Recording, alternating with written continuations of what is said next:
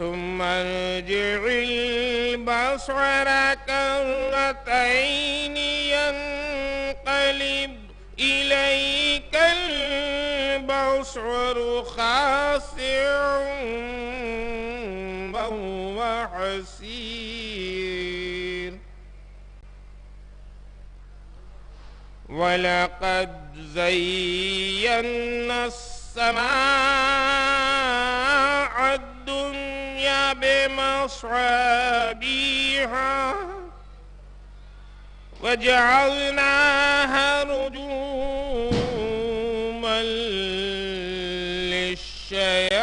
للشياطين وأعتدنا لهم عذاب السعير وللذين كفروا بربهم عذاب جهنم وبئس المصير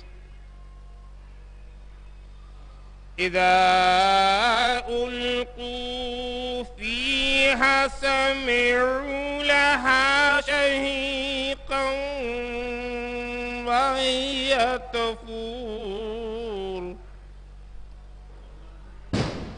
تكاد تميز من الغيظ كلما ألقي فيها فوج سألهم خزنتها ألم يأتكم نذير قالوا بلى قد جاءنا نذير قالوا بلى قد جاءنا نذير فكذبنا وقلنا ما نزل الله من شيء إن أنتم إلا في ضلال كبير وقالوا لو كنا نسمع أو نعقل ما كنا في أصحاب السعير فاعترفوا بذنبهم فسحقا لأصحاب السعير إن الذين يخشون ربهم بالغيب إن الذين يخشون ربهم بالغيب لهم مغفرة وأجر كبير وأسروا قولكم أو اجهروا به إنه عليم بذات الصدور ألا يعلم من خلق وهو اللطيف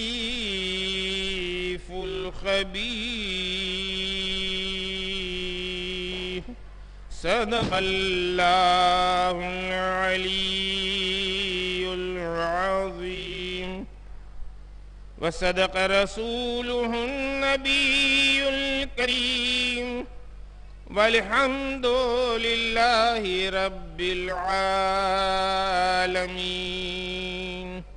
اللهم صل على محمد وآل محمد.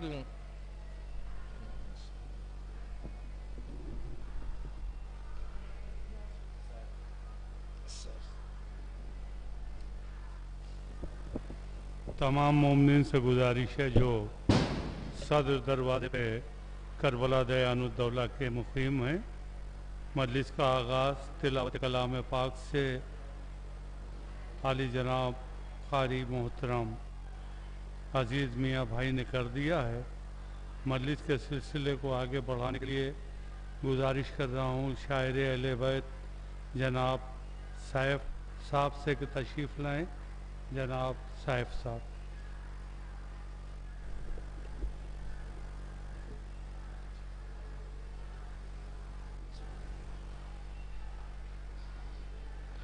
نعرہ سلوات۔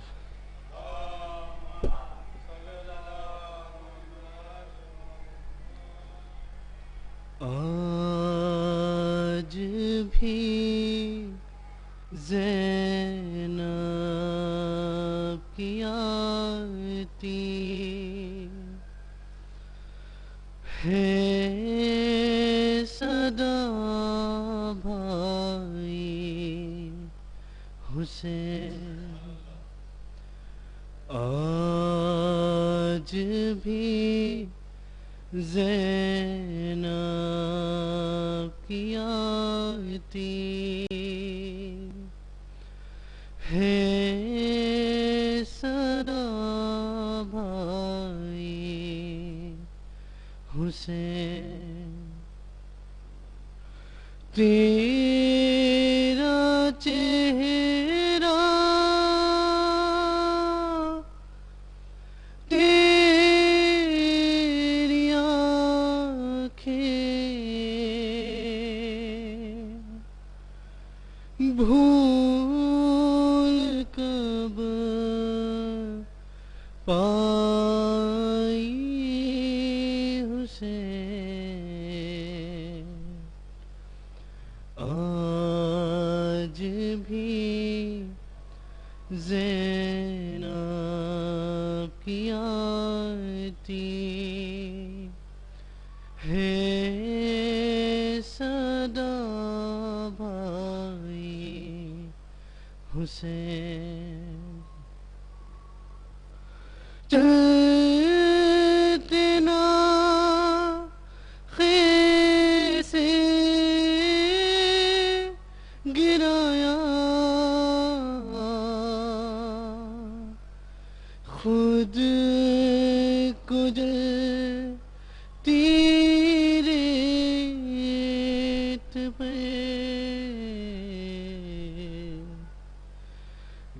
گھٹنیوں کے بھر میں تیری لاش تک آئی حسین، بس میں گھبرائی تھی خنجر تجھ پہ جلتا دیکھ کے، پھر کسی مشکل میں گھر کے میں نہ گھبرائی حسین، کون تھا جو مرنے والوں میں نہیں تھا خوبرو، بھول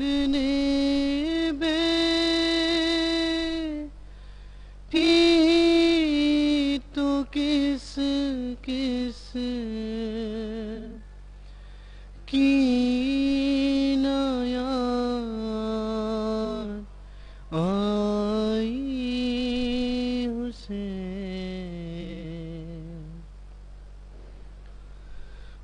बह रहे थे आँख से आंसू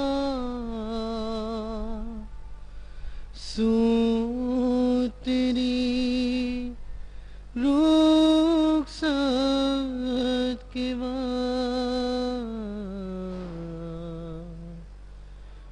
फिर कोई आंसू न टपका, आँख पथराई हुसैन। दूर उफ़्तादा सफ़र से लौट गए मैंने नवे।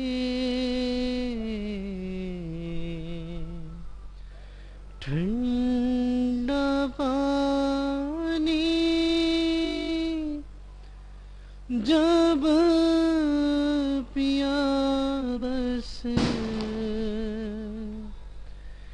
तेरी याद आई हुसैन। आज भी ज़ैनब की आती है सदा भाई हुसैन।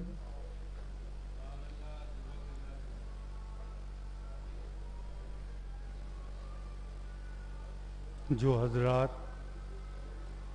बरूने करबला दयानुद्दौला खड़े हुए हैं, उनसे दस्तबस्ता गुजारिश है कि अंजुमन हुसैनिया क़दीम के एक्स सेक्रेटरी हसन अब्बास उर्फ भट्टू मरहूम के साले चलूम की मजलिस का आगाज़ हो चुका है।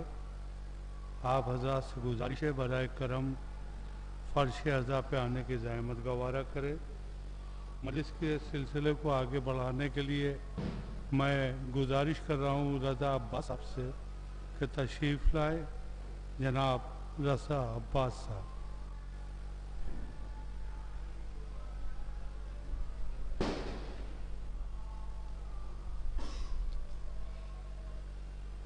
नारे सलवात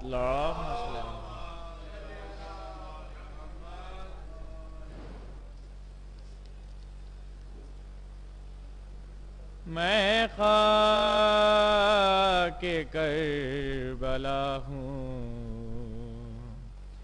रुतबा मेरा जुदा है। मैं खाके करबला हूँ, रुतबा मेरा जुदा है। बिन्ते अली ने मुझको चादर बना लिया है।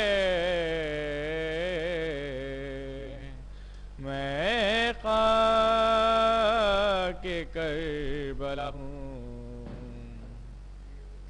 रुतबा मेरा जुदा है।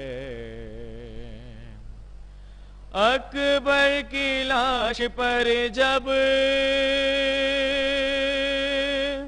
शबीर जा रहे थे, उठते थे बैठते थे और लड़खड़ा रहे थे। मंजर वो अभी मेरी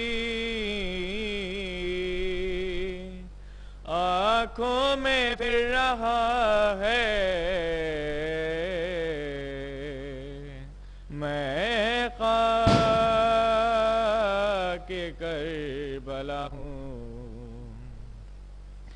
رتبہ میرا جدا ہے۔ اکبر جوان قاسم غازی سے چاند تارے، زین اللبان میری آغوش میں اتارے، اس واسطے ہی میری تاثیر میں شفا ہے۔ میں خاک کربلا ہوں، رتبہ میرا جدا ہے۔ روتی تھی یاد کر کے وہ بے کسی کا منظر، مولا چھپا رہے تھے مجھ میں جو لاش اصغر۔ اس دن سے آج تک نہ مجھ کو سکون ملا ہے۔ میں خاک کربلا ہوں، رتبہ میرا جدا ہے۔ زہرا کی بیٹیوں کے پردے بنائے میں نے، ایماں کے محسنوں کے لاشیں چھپائے میں نے۔ صد شکر مجھ کو رب نے اعجاز یہ دیا ہے۔ میں خاک کربلا ہوں، رتبہ میرا جدا ہے۔ عباس تو بھی پڑھ لے زین اللبا کا ماتم، جو شام میں گئی تھی اس بے ردا کا ماتم، ممنون ماتمی کی مخدوم فاطمہ ہے۔ میں خاک کربلا ہوں، رتبہ میرا جدا ہے۔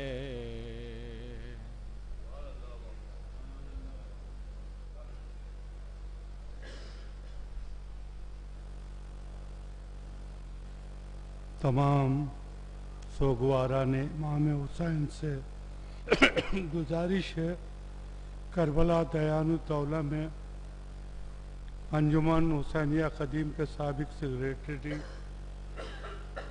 حسن عباس عرف بھٹو مرحوم کے 40ویں کی مجلس کا آغاز ہو چکا ہے۔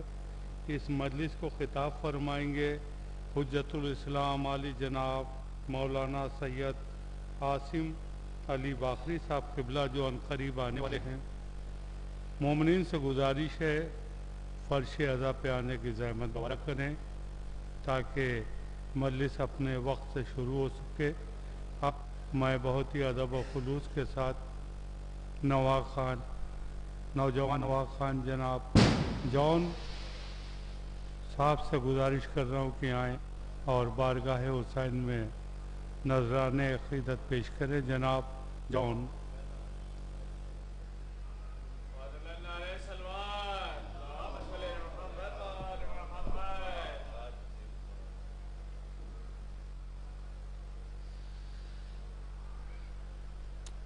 مرثیے کی کچھ اشعار ہیں آپ کی خدمت میں۔ مجرئی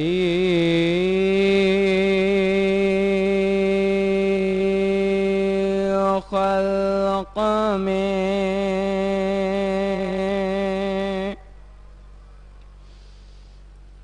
ان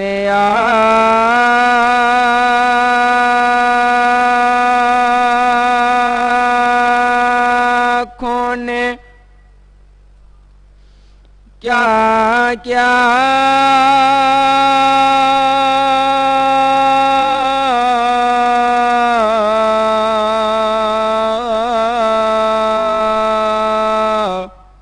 دیکھا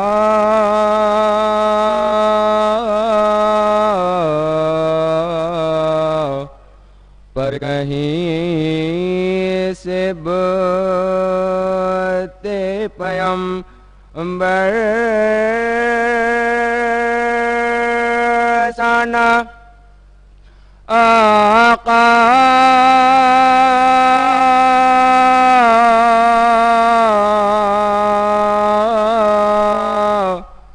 دیکھا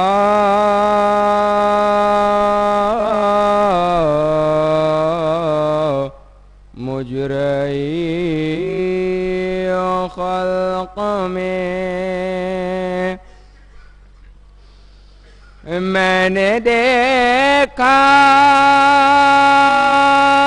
عالم شاہ کو آلودہ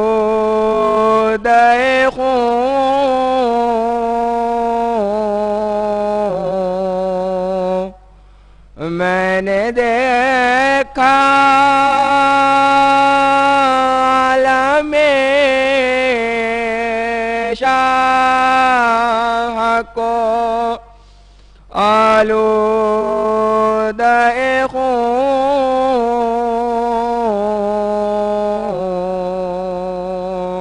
میں نے نیزے پاسر دل بر زہرا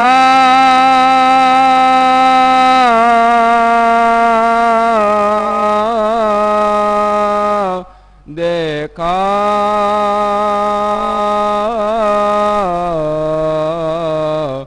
مجرئی خلق میں ایک گٹری شہدی پشت پہ لائے اس میں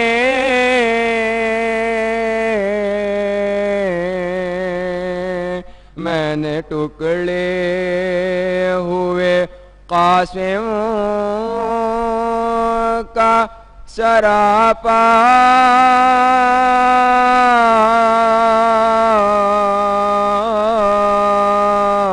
دیکھا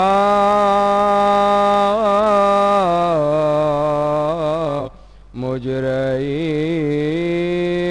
خلق میں گر پڑے سے بتے نبی تھام کے ہاتھوں سے جگر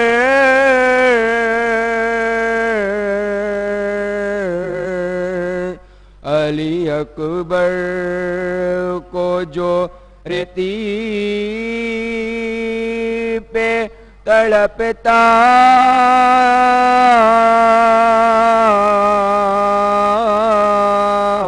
دیکھا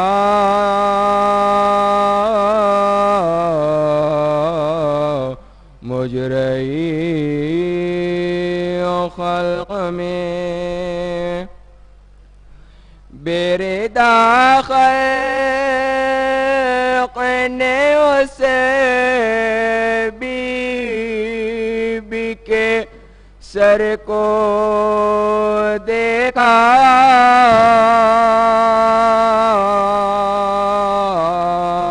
جس کی مادر کا کسی نے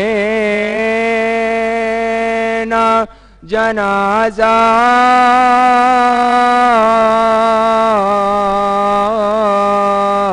دیکھا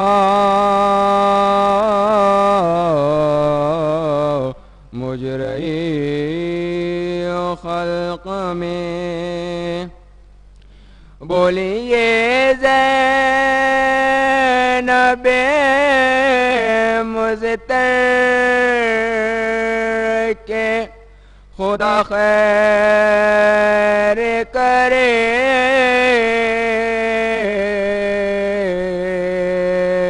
رات کو خواب میں عریاں سر زہرا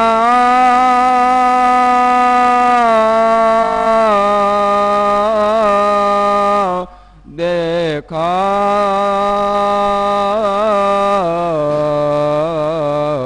مجرئی خلق میں ظلم مجرئی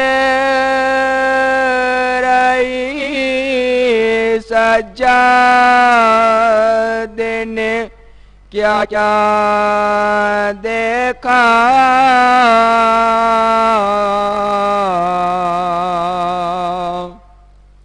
ظلم مجرئی سجاد نے کیا کیا دیکھا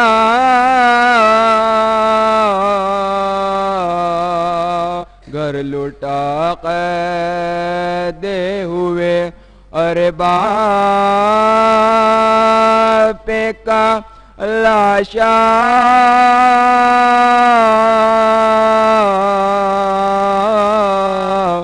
دیکھا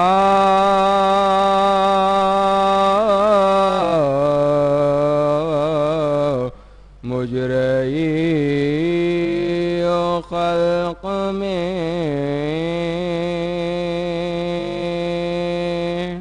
بآواز بلند نعرہ صلوات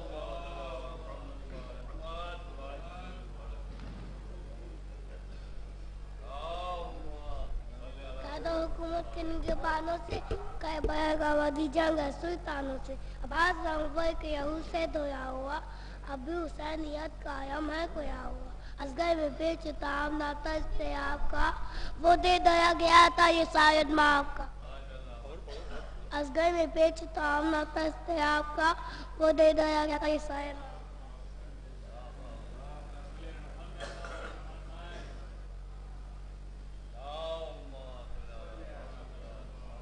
کہہ دو حکومت کے نگہبانوں سے کربلا کا وادی جنگ ہے سلطانوں سے عباس نامور کے لہو سے دھلا ہوا اب بھی حسینیت کا عالم ہے کھلا ہوا اگر میں پہ چوتاب نہ تھا اضطراب کا وہ دل درک رہا سے رحماب کا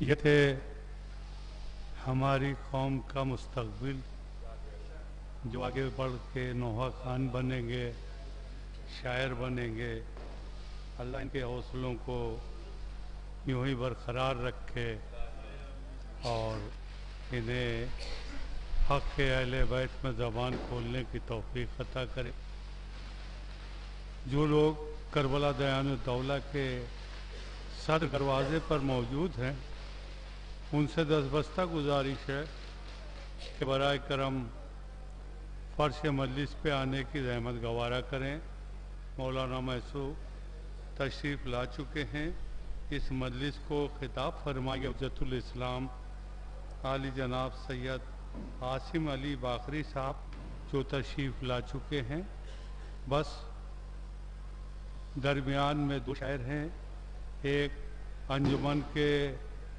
سینئر صاحب بیاس جناب صالح جانی صاحب اور دوسرے میں خادم آپ کا چند شعر سے بھی سماعت فرمانے بلائے اصال ثواب دیکھیے گا کہ رحمت حق کا صرف وہاں پر سایہ رہتا ہے رحمت حق کا صرف وہاں پر سایہ رہتا ہے شام و سحر جس گھر میں شے کا چرچا رہتا ہے، شام و سحر جس گھر میں شے کا چرچا رہتا ہے، اور سورج بھی ایک بجھتا دیا ہے اس کی نگاہوں میں، سورج بھی ایک بجھتا دیا ہے اس کی نگاہوں میں، جس کی نظر میں جون تمہارا چہرہ رہتا ہے، جس کی نظر میں جون تمہارا چہرہ رہتا ہے، اور جس گھر سے آتی ہیں صدائیں ہائے حسینہ کی، ہوتا ہے محسوس کہ کوئی اپنا رہتا ہے، ہوتا ہے محسوس کہ کوئی اپنا رہتا ہے، ان نو کے سینہ سے یہ شے نے پیغام دیا ہم کو، نو کے سینہ سے یہ شے نے پیغام دیا ہم کو، راہ خدا میں مرنے والا زندہ رہتا ہے، راہ خدا میں مرنے والا زندہ رہتا ہے، اور جس گھر میں عباس کا پرچم سستا رہتا ہے، اس کی رفت چاند ستاروں جیسی ہوتی ہے، جس گھر میں عباس کا پرچم سستا رہتا ہے۔ ایک صلوات پڑھ دیا بس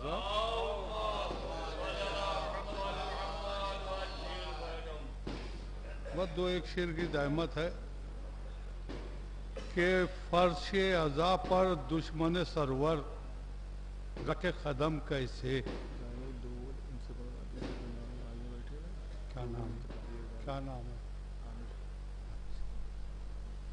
دیکھیے عامر صاحب بھی تشریف لے آئے ہیں اور وہ بھی خواہش رکھتے ہیں کہ بارگاہ حسینی میں اپنا کلام پیش کریں، تو بس دو تین شعر کی زحمت ہے، صلوات پڑھ دیں آپ صاحب۔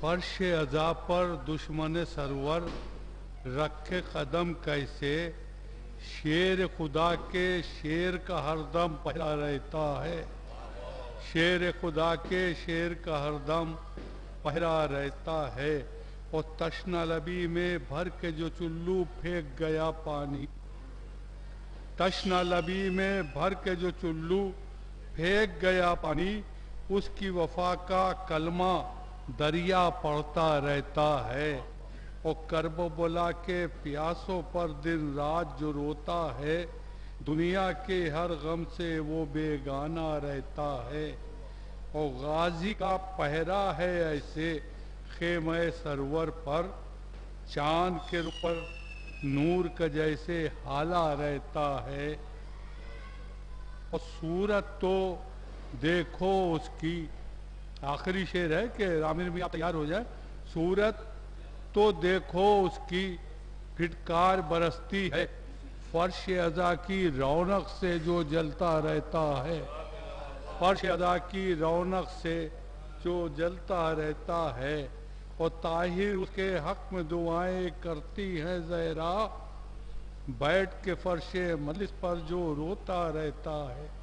میں اسی کے ساتھ گزارش کر رہا ہوں جناب عامر صاحب سے کہ تشریف لائیں اور بارگاہ حسینی میں اپنا کلام پیش کریں۔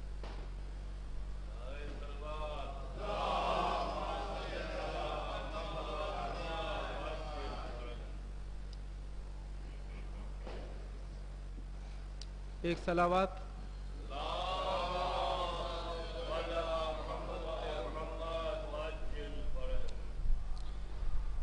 میرے حسین تجھے سلام، میرے حسین تجھے سلام، میرے حسین تجھے سلام، میرے حسین تجھے سلام، السلام یا حسین، السلام یا حسین، کر لیا نوش جس نے شہادت کا جام، اس حسین ابن حیدر پہ لاکھوں سلام۔ کر لیا نوش جس نے شہادت کا جام، اس حسین ابن حیدر پہ لاکھوں سلام۔ میرے حسین تجھے سلام، میرے حسین تجھے سلام، میرے حسین تجھے سلام، میرے حسین تجھے سلام۔ جن کو دھوکے سے کوفے بلایا گیا، جن کو بیٹھے بٹھائے ستایا گیا، جن کے بچوں کو پیاسا رلایا گیا، جن کی گردن پہ خنجر چلایا گیا، اس حسین ابن حیدر پہ لاکھوں سلام۔ ایک صلوات۔ میرے حسین تجھے سلام، میرے حسین تجھے سلام، میرے حسین تجھے سلام، میرے حسین تجھے سلام۔ السلام یا حسین، السلام یا حسین، جن کا جنت سے جوڑا منگایا گیا، جن کو دوش نبی پر بٹھایا گیا، زہر بھائی کے جس کو پلایا گیا، جن کو تیروں سے چھلی کرایا گیا، اس حسین ابن حیدر پہ لاکھوں سلام۔ میرے حسین تجھے سلام، میرے حسین تجھے سلام۔ السلام یا حسین، السلام یا حسین، جس نے حق کربلا میں ادا کر دیا، اپنے نانا کا وعدہ وفا کر دیا، سب کچھ امت کے خاطر فدا کر دیا، گھر کا گھر سب سپرد فدا کر دیا، اس حسین ابن حیدر پہ لاکھوں سلام۔ میرے حسین تجھے سلام، میرے حسین تجھے سلام، میرے حسین تجھے سلام، میرے حسین تجھے سلام۔ السلام یا حسین، السلام یا حسین، کر چکا وہ حبیب اپنی حجت تمام، لے کے اللہ اور اپنے نانا کا نام، کر چکا وہ حبیب اپنی حجت تمام، لے کے اللہ اور اپنے نانا کا نام، کوفیوں کو سنایا خدا کا کلام، اور فدا ہو گیا وہ عالی مقام، اس حسین ابن حیدر پہ لاکھوں سلام۔ میرے حسین تجھے سلام، میرے حسین تجھے سلام، میرے حسین تجھے سلام، میرے حسین تجھے سلام، السلام یا حسین، السلام یا حسین، السلام یا حسین. صلوات.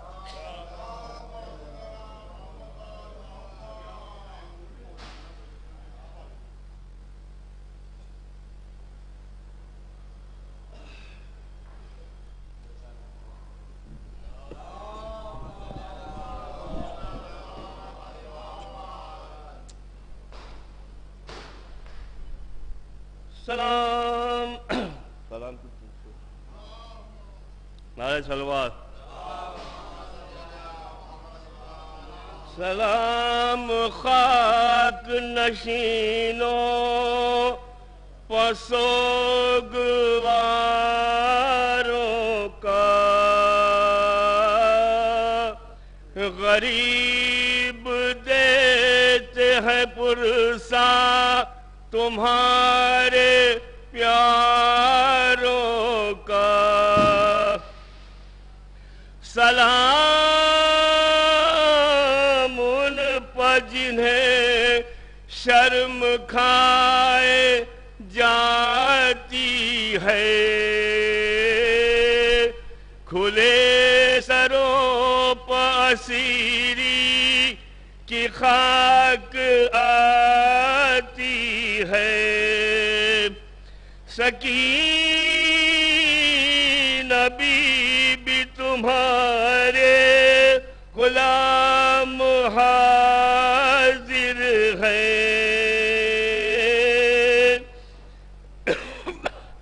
ارے بچے جو اگلے برس ہم ہیں اور یہ غم پھر ہے، جو چل بسے تو یہ اپنا سلام آخر ہے. نعرہ صلوات.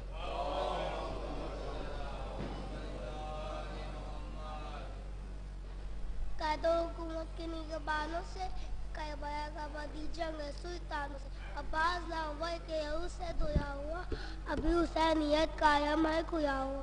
اصغر میں پھر چھتاؤ نہ تستیاب کا، وہ دے رہ گیا تھا عیسائی ماں کا. بس بھیا بس، ابھی تو پڑھ چکے ہو تم، ابھی پڑھے تھے تو بس ابھی تو پڑھا تھا تم نے.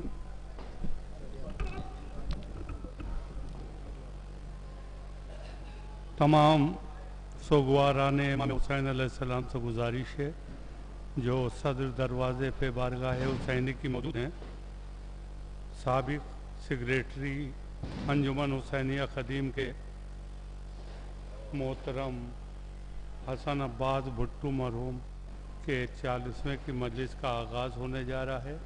مجلس کو خطاب فرمائیں گے جناب حجت الاسلام مولانا سید عاصم علی باقری صاحب قبلہ جو تشریف لا چکے ہیں. ان سے دستبستہ گزارش ہے ممبر پہ آئیں اور مجلس کو خطاب کریں.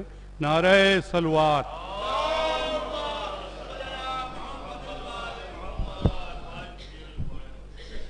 ایک نعرہ حیدری.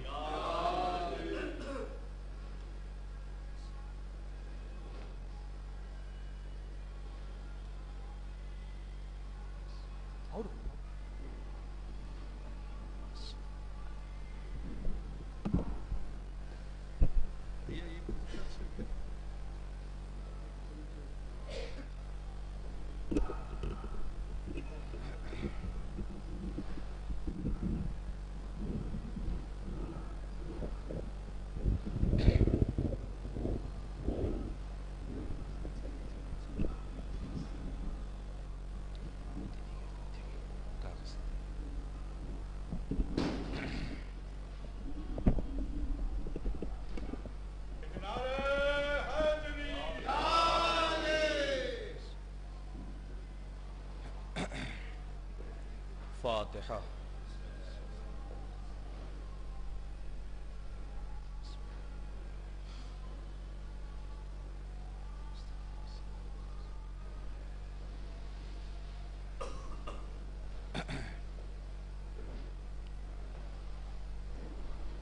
لا حول ولا قوة إلا بالله العلي العظيم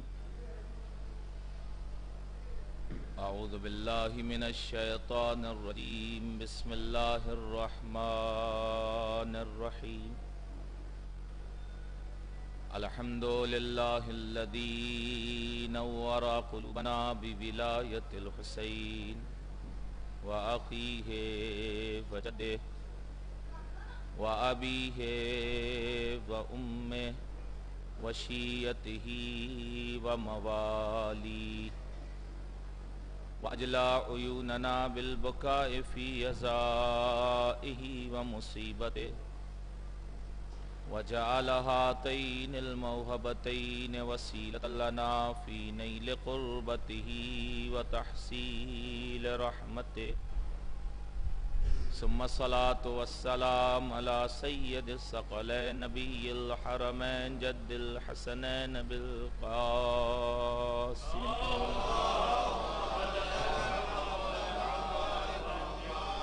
وآله الطيبين الطاهرين المعصومين المنتخبين المنتجبين المظلومين ولعنة الله على أعدائهم أجمعين أما بعد فقد قال الله تبارك وتعالى في كتابه الكريم وهو أصدق الصادقين بسم الله الرحمن الرحيم ومن يخرج من بيته مهاجرا إلى الله ورسوله ثم يدركه الموت فقد وقع أجره على الله وكان الله غفورا رحيما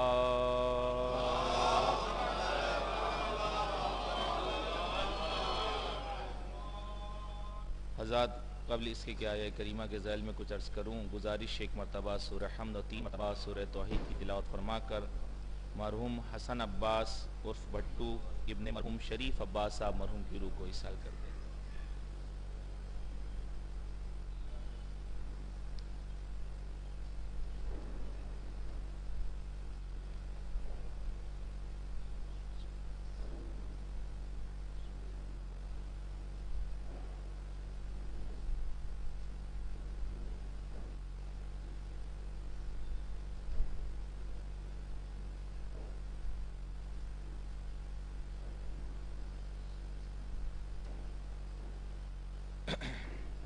صلوات سے سہارا دے محمد۔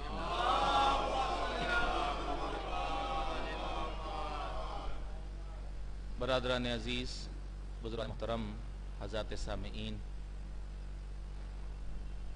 سورہ النساء کی 100 نمبر کی آیہ کریمہ ہے جس کے فقرے کی تلاوت کا ثواب حاصل کیا۔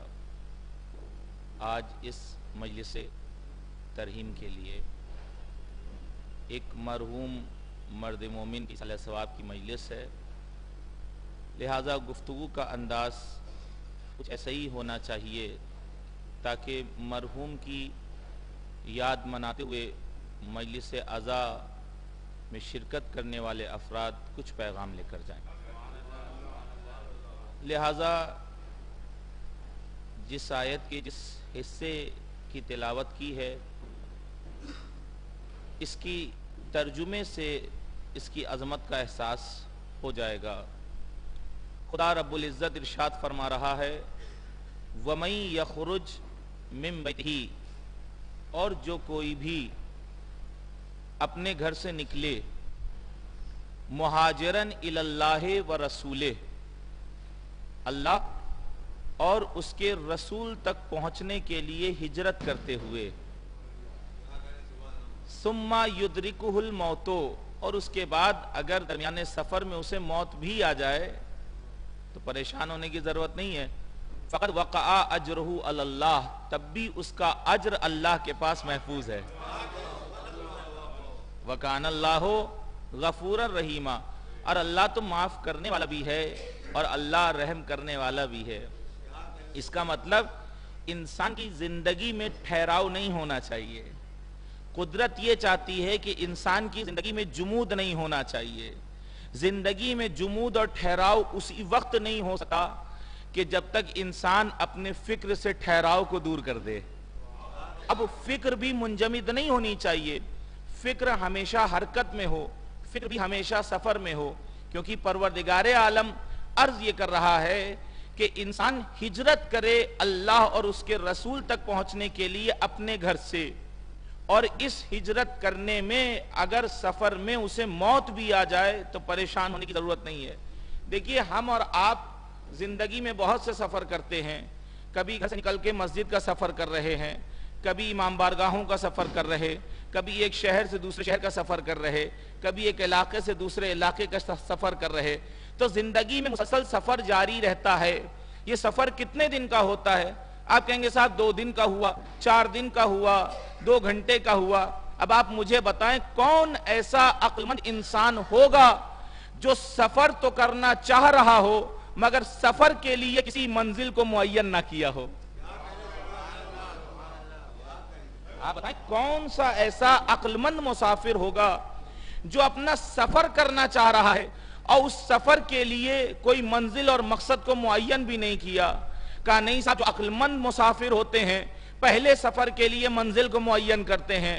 پہلے منزل ہوتی ہے کہ ہمیں نخاس جانا ہے، ہمیں حضرت گنج جانا ہے، ہمیں یہاں سے دلی جانا ہے، ہمیں یہاں سے بمبئی جانا ہے. کہا جب منزل نگاہ میں ہوتی ہے تب انسان سفر شروع کرتا ہے. لیکن بہت سے ایسے بھی انسان آپ کو دیکھنے کو ملیں گے جو گھروں سے نکل جاتے ہیں، راستہ طے کرتے ہیں. اب آپ ان سے پوچھئے جی کہاں کا ارادہ ہے؟ کہ بس جہاں راستہ پہنچا دے، جہاں راستہ پہنچا دے. تو دنیا ایسے مسافروں کو عقل مند نہیں بلکہ دیوانہ مانتی ہے، کیونکہ عقل مند ہونے کا تقاضا یہ ہے کہ سفر کے لیے پہلے منزل نگاہ میں ہونی چاہیے. اب جب مسافر کو پتہ چل گیا کہ سفر کے لیے منزل کو معین کرنا ضروری ہے تو جو عقل مند مسافر ہوتا ہے وہ سفر سے دل نہیں لگاتا بلکہ منزل اور مقصد سے دل لگایا کرتا ہے. اب انسان کی پوری زندگی، پروردگار کہہ رہا ہے پوری زندگی انسان کی پوری زندگی ایک سفر ہے. تو جب انسان کو یہ پتا چل گیا کہ ہماری زندگی مقصد انسان کا نہیں ہے، انسان کا مقصد ایک آخرت کی زندگی ہے، لہذا وہ زندگی انسان کی منزل ہے، وہ زندگی انسان کا مقصد ہے. تو جب مقصد آخرت ہے تو دنیا سے دل نہیں لگانا پڑے گا، آخرت سے دل لگانا پڑے گا. اب علی والے وہی ہو سکتے ہیں جو دنیا سے دل نہ لگائیں بلکہ دنیا کو ٹھوکر مار کے بتائے جب ہمارا امام دنیا کو طلاق دے سکتا ہے. صلوات پڑھیں محمد وآل محمد.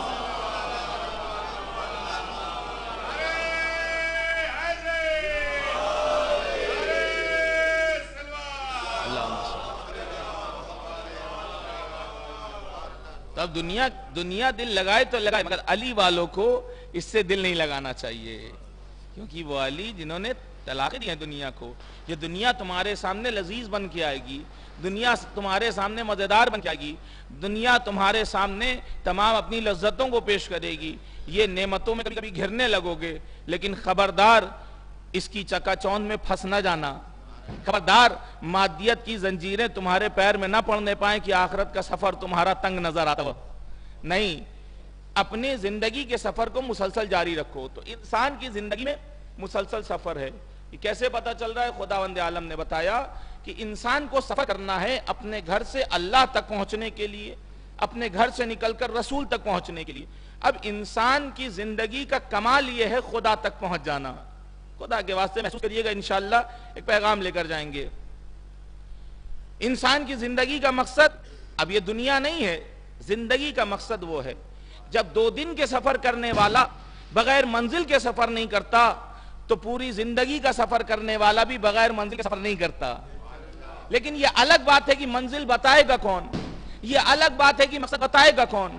کیونکہ کبھی ایسا ہوتا ہے کہ انسان اپنے اعتبار سے مقصد بنا لیتا ہے، کبھی ایسا ہوتا ہے کہ نہیں، خالق انسان بتاتا ہے کہ تمہارا مقصد کیا ہے، اس کے بھیجے ہوئے بندے بتاتے ہیں کہ تمہاری زندگی کا مقصد کیا ہے.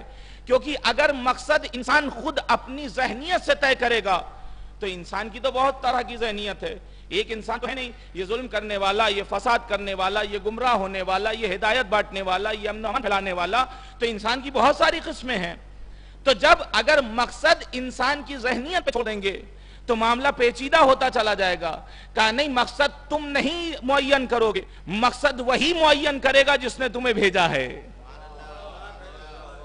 اچھا سوچئے، اگر انسان اپنی زندگی کا مقصد خود معین کرے تو کیا بلا آ جائے گی. دیکھیے گا، محسوس کریے گا انشاءاللہ. ایک بچہ جو آغوش مادر میں ہے، رو رہا ہے. روتے ہوئے بچے کی اس وقت کی زندگی کا مقصد کیا ہے؟ آپ کہیں گے صاحب رو رہا ہے، اسے خاموش کرایا جائے. کیسے خاموش کرایا جائے گا؟ رو رہا ہے تو شیر مادر مل جائے اسے. صاحبان اولاد ہیں، محسوس کریں گے آپ. روتے ہوئے بچے کی زندگی کا مقصد کیا ہے؟ باپ کے نام سے واقف نہیں ہے، ماں کا نام نہیں جانتا ہے، گھر والوں کو نہیں پہچانتا ہے، رشتہ داری نہیں، بولنا نہیں جانتا ہے. لیکن اس بچے کو اتنا پتا ہے کہ شیر مادر مل جائے تب یہ بچہ روئے گا نہیں بلکہ خاموش ہو جائے گا.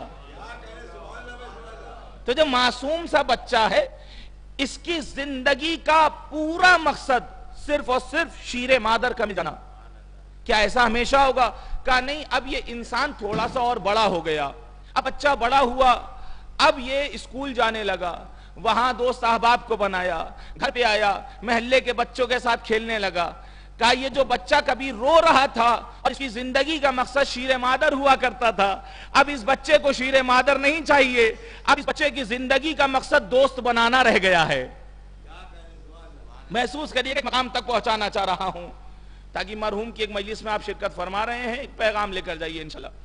تو کل یہ بچہ رو رہا تھا تو اس کی زندگی کا مقصد شیر مادر. آج بچہ تھوڑا اور بڑا ہوا، کھیل کود رہا ہے، کہ اب اس کی زندگی کا مقصد دوست بنانا. اب اس نے کہا روز اسکول جاتے ہیں، چلے آتے ہیں، دوستوں کے ساتھ کھیلتے ہیں، تھوڑی پڑھائی بھی کر لیں، اس لیے کہ مارک شیٹ میں اگر نمبر 0 آیا تو یہ تو آگے بڑھ جائیں گے، ہم پیچھے رہ جائیں گے. اب بچے کی زندگی کا مقصد تعلیم ہو گئی. پھر بچہ پڑھنا شروع کر دیتا ہے کہ تعلیم ہی لے کے کیا کریں گے، یہ ڈگری، وہ سرٹیفکیٹ، وہ مارک شیٹ مل گئی، لہذا اب صرف تعلیم نہیں بلکہ اب ہمارے پاس جاب بھی ہونی چاہیے. تب انسان کی زندگی کا مقصد تعلیم نہیں ہے. جیسے یہ انسان اور آگے بڑھ گیا کہ اب ہماری زندگی کا مقصد جاب مل جانا ہے. جاب مل گئی، کہا صاحب یہاں تو 2000 ہیں، یہاں 5000 ہیں، اس میں زندگی تھوڑی گزرے گی، اب پیسے کمایا جائے. جب انسان کی زندگی کا مقصد پیسہ کمانا ہو گیا، اب انسان پیسہ کما کے مقصد پورا کر رہا تھا، پیسے بھی آنے لگے. کہ ایک اچھی سواری ہونی چاہیے، ایک اچھا گھر ہونا چاہیے، ایک اچھا مقام ہونا چاہیے. تو اب انسان کی زندگی کا مقصد اچھی گاڑی ہے، اچھا بنگلہ ہے، اچھا علاقہ ہے، اچھا گھر ہے. اب جب زندگی گزرنے لگی، اب انسان کہہ رہا ہے نہیں، گھر بھی مل گیا، سواری بھی مل گئی، لوگ احباب بھی مل گئے. اب انسان کی زندگی میں ایک شریک حیات چاہیے. تب انسان کی زندگی کا مقصد پھر بدلا کہ اب شریک حیات انسان کی زندگی کا مقصد ہے. پھر کچھ دنوں تک اس کے ساتھ رہا، پھر کہا اب بال بچے بھی ہونے چاہیے. بھائی محسوس کر رہے ہیں؟ کہا بال بچے بھی ہونے چاہیے. تب انسان کی زندگی کا مقصد پھر بدلا، اب انسان کی زندگی کا مقصد بال بچے ہو گئے. تو دیکھیں اس نے سفر کہاں سے شروع کیا. کل اس کی زندگی کا مقصد شیر مادر، پھر اس انسان کی زندگی کا مقصد دوستوں کو بنانا، پھر اس انسان کی زندگی کا مقصد تعلیم حاصل کرنا، پھر بدلا زندگی کا مقصد کہا اب جاب حاصل کرنا، پھر زندگی کا مقصد بدلا کہا پیسے حاصل کرنا، پھر زندگی کا مقصد کہا گھر اور سواری کا مل جانا، پھر زندگی کا مقصد بدلا کہا اب زوجہ کا مل جانا، پھر زندگی کا مقصد بدل گیا کہا اب بال بچے بھی ہونے چاہیے. جو انسان خود سے اپنی زندگی کا مقصد معین کرتا ہے تو زندگی کے ہر مرحلے پر جیسے جیسے زندگی بدلتی ہے مقصد بھی بدلتا چلا جاتا ہے. اب انسان ضعیف ہو گیا، دنیا کی بلندی سے ایک ایسے گڑھے میں گرایا گیا جب تھوڑی دیر کے بعد آنکھ کھلتی ہے تو 2 شکلیں دکھائی دیتی ہیں. تم کون ہو؟ میرا نام منکر ہے. تم کون ہو؟ میرا نام نکیر ہے. زندگی کا مقصد شیر مادر سے شروع ہوا، پہنچ کہاں گیا؟ کہا ایک انسان ایک گڑھے میں پہنچ گیا. اب آنکھ کھلی، دیکھا یہ منکر ہیں، ان کو دیکھا یہ نکیر ہیں. کہا تم یہاں کیوں لے کر آئے ہو؟ کہا وہ تمہاری دنیا تمام ہو گئی، اب یہاں سے نئی زندگی کا آغاز ہو رہا ہے. وہ تمہاری دنیا تمام، اب بتاؤ کہ تمہارا دین کیا ہے، اب بتاؤ تمہارا ایمان کیا ہے، اب بتاؤ تمہاری کتاب کیا ہے، اب بتاؤ تمہارا نبی کون ہے، اب بتاؤ تمہارا امام کون ہے، اب بتاؤ تمہارا قبلہ کیا ہے. اب انسان وہاں کرنے لگا اجی ذرا ہم سے آپ صحیح سے بولیے گا، آپ ہمیں جانتے نہیں ہیں، دنیا میں ہمارے پاس کیا کیا ہے، یہ دولت ہے، وہ خزانہ ہے، وہ بینک ہے، وہ جا ہے، وہ مقام ہے، وہ منصب ہے۔ تو منکر و نکیر کہیں گے یہ ساری چیزیں وہاں کے لیے تھیں، یہاں تمہارا سب کچھ بند ہو چکا ہے، یہ ساری کرنسی وہاں چلتی ہے، یہاں کوئی کرنسی نہیں چلتی۔ انسان اب پھر کہنا شروع کرے گا ارے بہت کچھ کمایا ہے، ذرا سا آپ کچھ لے لیجئے مگر مشکلوں کو آسان کر دیجئے۔ کہا یہ تمہاری دنیا میں چلتا ہوگا، اس دنیا میں ایسا کچھ نہیں چلتا ہے۔ تھوڑا بیدار ہوئیں تو آپ کو کسی نتیجے تک پہنچانا، یہ تمہاری دنیا میں چلتا ہوگا، یہاں یہ سب کچھ نہیں چلتا ہے۔ کہا یہاں چلتا کیا ہے؟ کہا تمہارے بازار کے رائج الوقت سکے اور ہوتے ہیں، اس بازار کے رائج الوقت سکے اور ہوتے ہیں۔ کہا پھر اس بازار کا سکہ کون سا ہے؟ کہا حب آل محمد کا سکہ لائے ہو تو بات کر رہا۔ صلوات پڑھیں پر محمد و آل محمد۔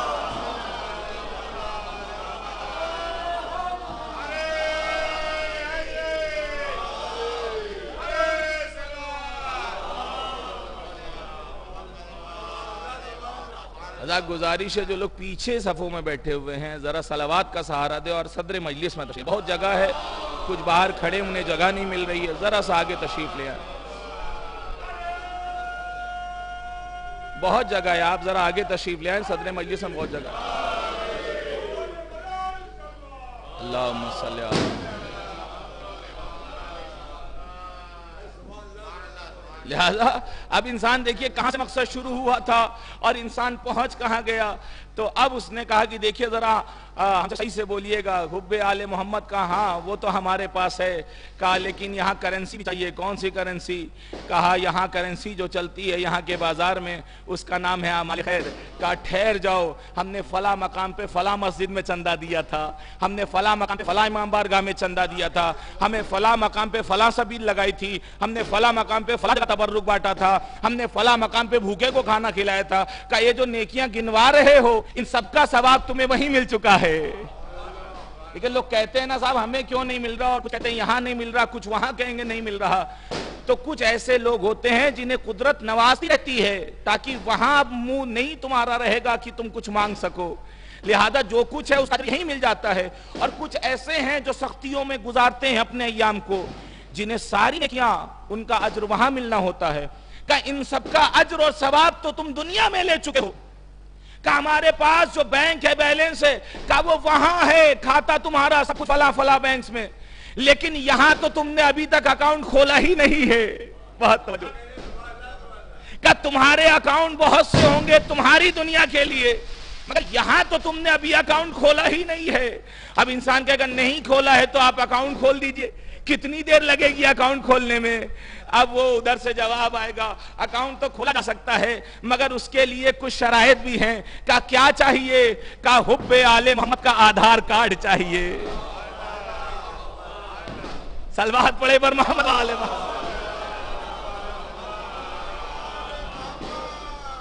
کھول دیا اکاؤنٹ؟ کہا نہیں، حب آل محمد کا آدھار کارڈ۔ تو اب کتنے لوگ ایسے ہوں گے جو بد نصیب اور بدبخت جو بیچارے یہیں سے باہر چلے جائیں گے، جن کا کوئی اکاؤنٹ نہیں کھلے گا۔ اگر آپ کا اکاؤنٹ کھول بھی دیا جائے تو پھر آپ آپریٹ نہیں کر سکتے ہیں۔ پوچھا جائے گا کیوں؟ کہا اس لیے کہ اس میں جو کرنسی ڈیپوزٹ کی جاتی ہے وہ عمل خیر کی جاتی ہے۔ تو اس کا مطلب یہ یہاں جو کچھ کرنا ہے کرے انسان، لیکن اس بات کا خیال رہے کہ عمل خیر یہی کام آنے والے ہیں۔ تو زندگی کا مقصد انسان کا بدل رہا۔ کسی کی زندگی کا مقصد فقط تعلیم، کسی کی زندگی کا مقصد فقط دولت، کسی کی زندگی کا مقصد فقط آرائش، کسی کی زندگی کا مقصد فقط خزانہ، کسی کی زندگی کا مقصد حکومت کے منصب تک پہنچ کر حکمرانی کرنا۔ تو انسان کی طرح طرح کے مقاصد بدل رہے ہیں۔ تعلیم حاصل کرنا زندگی کا مقصد نہیں ہے، مقصد تک پہنچنے کا ایک ذریعہ ہے۔ محسوس کریے گا، تعلیم حاصل کرنا زندگی کا مقصد نہیں ہے، زندگی کا مقصد تعلیم کے ذریعے سے اس مقام تک پہنچ جانا ہے۔ اچھا دیکھیں یہاں پر ایک بات یاد آ رہی ہے تو آپ کے سامنے پیش کر دوں۔ جو تعلیم حاصل کرتے ہیں انسان سوچے پوری زندگی کا مقصد یہی، جبکہ قرآن نے کہا ہے تعلیم حاصل کر رہے ہو مگر تزکیہ نفس کے ساتھ کرو۔ اس لیے کہ تزکیہ نفس کے ساتھ اگر علم رہے گا تو دنیا میں ہدایتیں تقسیم کرے گا، تزکیہ نفس کے بغیر علم آئے گا تو دنیا میں گمراہیاں بانٹے گا۔ بھئی آپ نے مثال تو دیکھی ہے، تزکیہ نفس کے بغیر جس نے تعلیم حاصل کی وہ سلمان رشدی کہلایا، تزکیہ نفس کے ساتھ جس نے تعلیم حاصل کی وہ وقت کا خمینی کہلایا۔ صلوات پڑھے پر محمد و آل محمد۔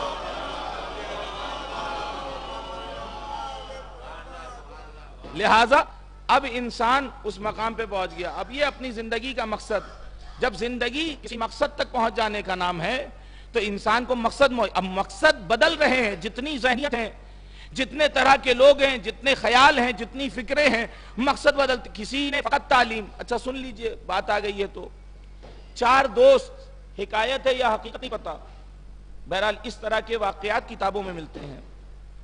4 دوست جمع ہوئے اور وہ 4 دوست ان لوگوں نے ارادہ کیا کہ گردش اور سیر کو چلتے ہیں، لہذا دریا میں سوار ہوئے کشتی میں۔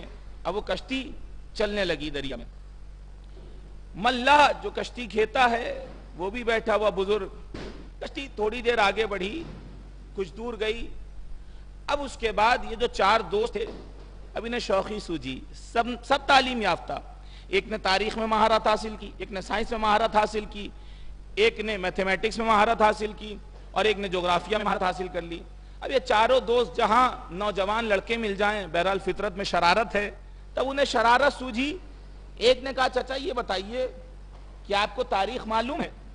کہا بیٹا آج کیا تاریخ ہے مجھے نہیں پتا، میں تو ملا ہوں، میرا کام یہ ہے، مجھے تاریخ سے کیا واسطہ؟ کہا نہیں اس تاریخ کی بات نہیں ہو رہی، وہ تاریخ جو پڑھائی جاتی ہے دنیا کے لوگوں کے بارے میں وہ تاریخ بتائی جاتی ہے۔ کہا میرا کام تو بس یہی ہے، مجھے نہیں پتا۔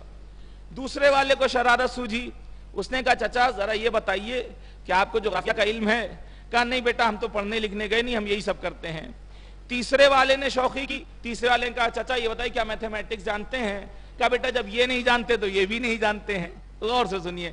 کہا چوتھے والے نے کہا کیا چچا آپ کو سائنس بھی آتی ہے؟ کہا نہیں بیٹا جب ہمیں یہ سب نہیں آتا تو سائنس بھی نہیں آتی ہے۔ اب دیکھیے یہ بول رہے تھے، پوچھا آپ کی عمر کتنی ہے؟ انہوں نے بتایا مثلا فلاں اتنے سال۔ تو اب یہ 4 لڑکے مسکراتے ہوئے کہتے چچا آپ نے تعلیم حاصل نہیں کی، آپ نے اپنی آدھی زندگی تو یوں ہی برباد کر دی۔ توجہ رکھیے گا، آپ نے تعلیم حاصل نہیں کی، آدھی زندگی آپ نے اپنی یوں ہی برباد کر دی۔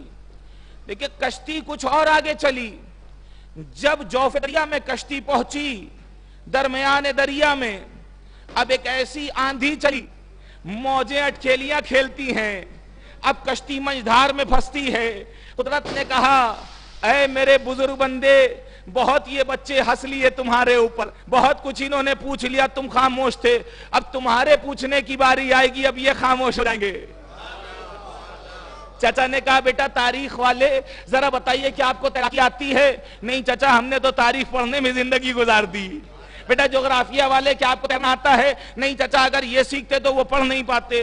بیٹا سائنس والے کیا آپ کو تیرنا آتا ہے؟ نہیں چچا ہمیں نہیں آتا۔ بیٹا میتھمیٹکس والے کیا آپ کو تیراکی آتی ہے؟ نہیں چچا ہمیں تیراکی نہیں آتی۔ اب وہ مسکرایا، کہا آپ نے کہا تھا تعلیم حاصل نہیں کی تو آدھی زندگی برباد کی، آپ نے تیراکی نہیں سیکھی، اب کشتی ڈوبنے والی ہے، میں تو مچھلی کی طرح تیر کے نکل جاؤں گا، آپ لوگوں کی پوری زندگی برباد ہو جائے گی۔ میں تو تیر کے نکل لوں گا، آپ لوگوں کی پوری زندگی برباد ہو جائے گی۔ تو یہ کیوں ہوا ایسا؟ کہ انہوں نے مقصد فقط تعلیم سمجھ رکھا تھا اور اس نے بھی مقصد فقط تیراکی سمجھ رکھا ہے۔ تو زندگی کی کامیابی کا مقصد اور زندگی کا مقصد نہ فقط تعلیم ہے، نہ فقط دولت ہے، نہ فقط حکومت ہے، نہ فقط ثروت ہے، نہ فقط عسکر ہے۔ یاد رکھیے اگر زندگی کا مقصد حکومت ہو جاتا تو سب سے بڑا اس زندگی میں کامیاب انسان نمرود کو ہونا چاہیے تھا۔ اگر زندگی کا مقصد دولت ہے تو پھر سب سے زیادہ کامیاب قارون و شداد کو ہونا چاہیے تھا۔ اگر زندگی کا مقصد سلطنت ہے تو سب سے بڑا کامیاب فرعون کو ہونا چاہیے تھا۔ اگر زندگی کا مقصد خزانے ہیں تو سب سے بڑا کامیاب بادشاہوں کو ہونا چاہیے تھا۔ لیکن زندگی کا مقصد نہ دولت ہے، زندگی کی کامیابی کا مقصد نہ ثروت ہے، زندگی کی کامیابی کا مقصد نہ حکومت ہے، تو کیا ہے کامیابی کا مقصد؟ ایسا کامیاب بتائے گا جسے آدم سے لے کر پہلے انسان سے لے کر آخری انسان تک جو ایسے کامیاب انسان کا نام جانتا ہو. کون ہے وہ کامیاب جو زندگی کی کامیابی کا راز بتائے گا؟ کہا آؤ ایسے شخص کو دکھاتے ہیں جو حج کو عمرے میں بدلتے ہوئے میدان عرفات میں دعائے عرفہ پڑھتا ہوا کہہ رہا ہے زندگی کی کامیابی اس بات میں ہے اے خدا اس نے کیا پایا جس نے تجھے کھو دیا، اس نے کیا کھویا جس نے تجھے پا لیا. صلوات پڑھیں پر محمد وآل محمد.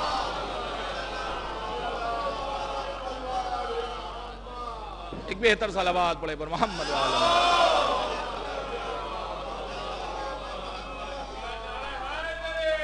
یا اللہم صلی اللہ. تو ایسا کیوں ہو رہا ہے؟ کیونکہ صاحب مقصد سب کے نزدیک کچھ اور ہے. مقصد وہ بتائے گا جو بھیجنے والا ہے، مقصد وہ بتائے گا جو پیدا کرنے والا ہے.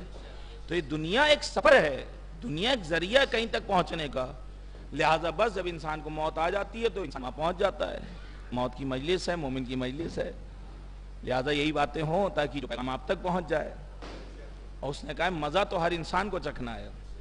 وہاں چلا جاتا ہے تب یہاں کا احساس ہوتا ہے. دیکھیں بخشش ہوگی، شفاعت ہوگی، اور ہماری ہوگی تو کس کی ہوگی؟ لیکن جنہوں نے وعدہ کیا انہوں نے تو یہ بھی کہا ہے کہ برزخ کا انتظام تمہیں خود ہی کر کے آنا ہے.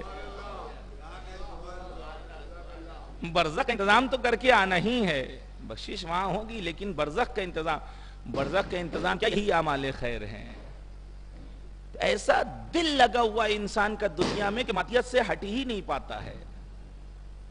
انسان کیا جو فطرت عبادت ہے، انسان اس فطرت سے ہٹتا ہوا نظر آ رہا ہے. ایسا دل لگ گیا یہاں کی نعمتوں میں، یہاں کی چکاچوند، انسان ہٹ نہیں پاتا. سامنے کی مثال دے رہے ہیں. انسان اگر دل ہٹانا چاہتا ہے تو کیا کرے گا؟ اس کی عظمت صحیح پتا ہو، اس کی اور اس کی، تب اس کی حقیقت پتا ہو، تب یہاں سے دل ہٹے گا، وہاں سے لگاؤ ہوگا، وہاں سے رابطہ جڑے گا. میں مثال دے رہا ہوں، صاحبان اولاد ہے، محسوس کریے گا. چھوٹا سا بچہ آپ کا، معصوم سا، جس کی زندگی کا پورا مقصد ایک چاکلیٹ کا پا لینا ہے. اس کی زندگی کا پورا مقصد ایک چاکلیٹ حاصل کر لینا ہے. ایک چاکلیٹ اس بچے کے ہاتھ میں ہے، کسی نے دلا دی. آپ نے کہا لاؤ بیٹا ذرا یہ مجھے دے دو. آپ نے کہا لاؤ ذرا یہ مجھے دے دو. کبھی دیکھیے گا بچہ آپ کو یوں نہیں دے دے گا، بلکہ ذرا سا جھجک جائے گا. نہیں کیوں؟ کیونکہ اس کی زندگی کا پورا مقصد یہی ہے. محبوب ہے اس کے نزدیک یہ چاکلیٹ. لہٰذا اب جو آپ اسے چاکلیٹ مانگ رہے ہیں کہ بیٹا ہمیں دے دو، رکے گا، ہاتھ کو روکے گا، نہیں یہ کیسے دے دیں. اور وہیں پہ اسی لمحے میں، اسی مرحلے میں اگر باپ اسی چاکلیٹ سے بھرا ہوا ایک ڈبہ اپنے بیٹے کو دکھا دے، بیٹا وہ مجھے دے دو، یہ میں تمہیں دیتا ہوں، تو دیکھیے فوراً کیا ہوگا؟ کا ہونا کیا ہے؟ بچہ ایک چاکلیٹ آپ کو دینے پہ راضی ہو جائے گا کیونکہ آپ چاکلیٹ کا پورا ڈبہ اس بچے کو دے رہے ہیں. تو ایک بچہ بھی جانتا ہے کہ اس کے نزدیک یہ کمتر ہے اور یہ افضل ہے. لہٰذا بچہ کمتر چیز کو چھوڑنے پہ تیار ہو جاتا ہے جب اسے پتہ چل جاتا ہے کہ اس کمتر کے بدلے میں اسے افضل چیز مل رہی ہے. پروردگار بھی یہی بتانا چاہتا تھا، تم اس پوری دنیا کو اپنی زندگی کا مقصد سمجھ رہے ہو، افضل سمجھ رہے ہو. اس دنیا کے بعد بھی ایک جہان کو تمہارے لیے سجا رکھا ہے. تم اس دنیا کو ہمارے لیے چھوڑ دو، ہم آخرت کی نعمت تمہارے حوالے کر دیں گے. صلوات پڑھیں پر محمد وآل محمد.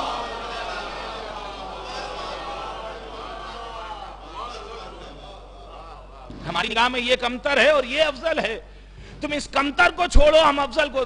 اچھا دیکھیے جو تربیت کرنے والے بہترین مربی ہوتے ہیں وہ ایک چاکلیٹ لینے کے بعد بچے کو پھر وہ بھی واپس کر دیتے ہیں اور ڈبہ بھی دے دیتے ہیں.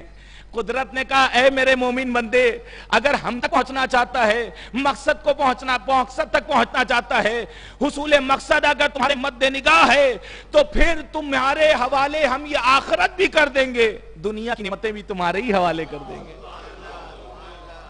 دنیا کی نعمتیں بھی ہم تمہیں دیں گے اور آخرت بھی تمہارے حوالے. یہ کب ہوگا؟ جب انسان کی زندگی سے یہ فکر ہے کہ ہم ہمیشہ لینا جانتے ہیں.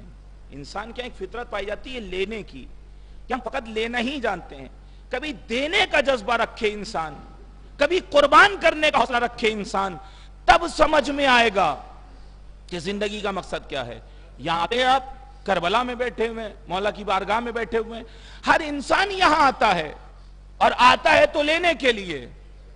کیا کہتا ہے ذریعہ چھپے، مولا یہ نہیں ہے یہ دے دیجئے، مولا دولت نہیں ہے دے دیجئے، مولا شہرت نہیں ہے دے دیجئے، مولا علم نہیں ہے دے دیجئے، مولا اولاد نہیں ہے دے دیجئے، مولا رزق نہیں ہے دے دیجئے۔ مانگیے، یہاں نہیں مانگیں گے تو کہاں مانگیں گے؟ اور یہ بھی عقیدہ ہے یہ نہیں دیں گے تو کون دے گا؟ سب کچھ یہ دیں گے۔ لیکن یاد رکھیے جہاں یہ مانگا جاتا ہے کہیں یہ بھی کہا جائے مولا آپ کا وارث انتظار کر رہا ہے ابھی تک۔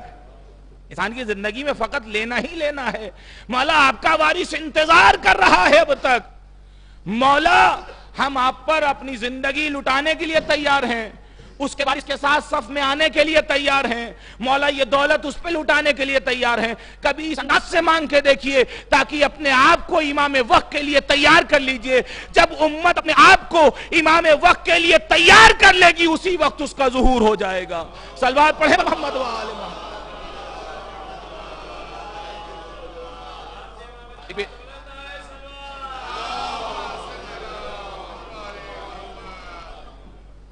انسان مانتا ہے یقیناً یہ ہمارا عقیدہ ہے، یہی سب کچھ دینے والے ہیں، لیکن کبھی جذبہ یوں بھی ہونا چاہیے مولا ہماری جانیں قربان ہوں گی، مولا ہم نے تیار کر رکھا ہے، کیونکہ جب ایسا انسان کہے گا تو اس کے لیے اپنے آپ کو تیار کرنا پڑے گا۔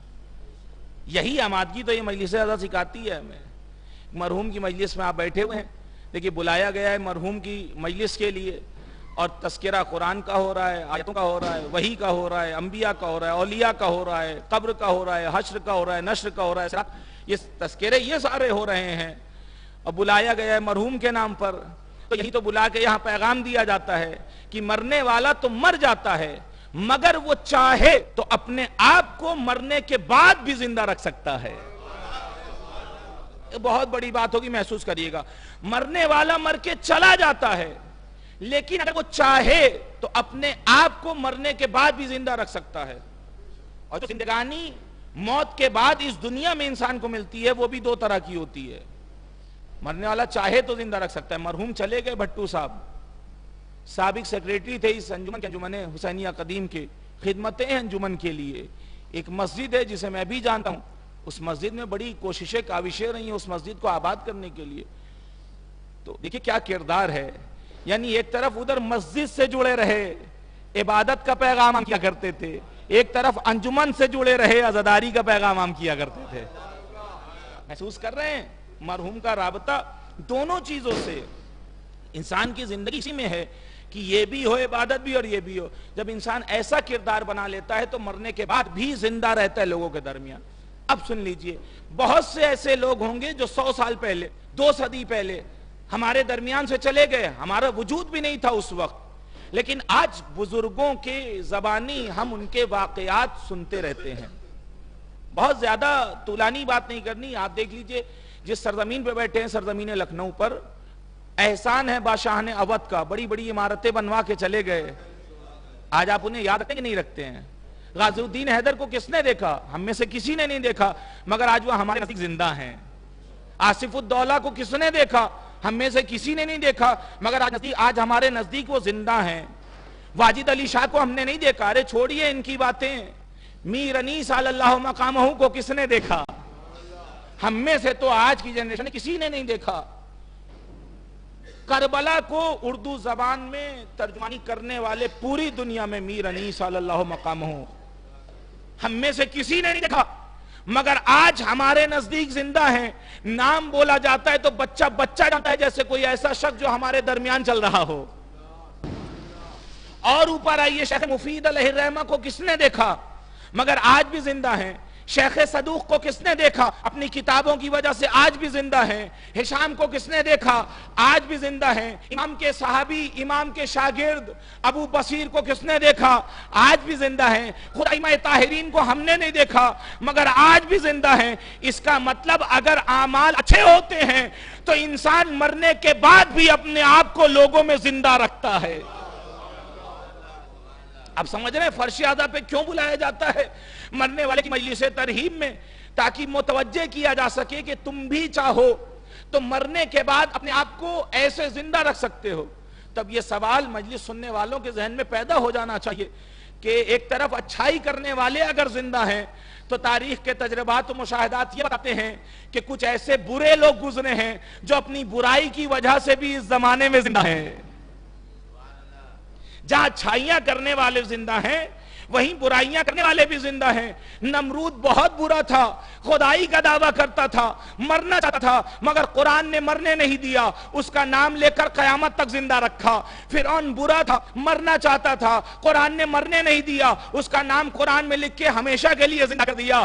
تو اب ایک پیغام آج اس مجلس سے آپ لیتے جائیے کہ اگر انسان چاہے تو اپنے اعمال کے ذریعے سے مرنے کے بعد اپنے آپ کو لوگوں کے درمیان زندہ رکھ سکتا ہے۔ اور زندہ مرنے کے بعد دو طرح کے لوگ رہتے ہیں، اچھائیاں کرنے والے بھی زندہ رہتے ہیں، برائیاں کرنے والے بھی زندہ رہتے ہیں۔ بھائی ہماری نگاہوں نے یہ منظر بھی دیکھا، 1400 سال سے آج حسین بھی زندہ ہیں، 1400 سال سے آج یزید بھی زندہ ہے، مگر فرق بس اتنا ہے، یزید لعنتوں کے ساتھ زندہ ہے، حسین رحمتوں کے ساتھ زندہ ہے۔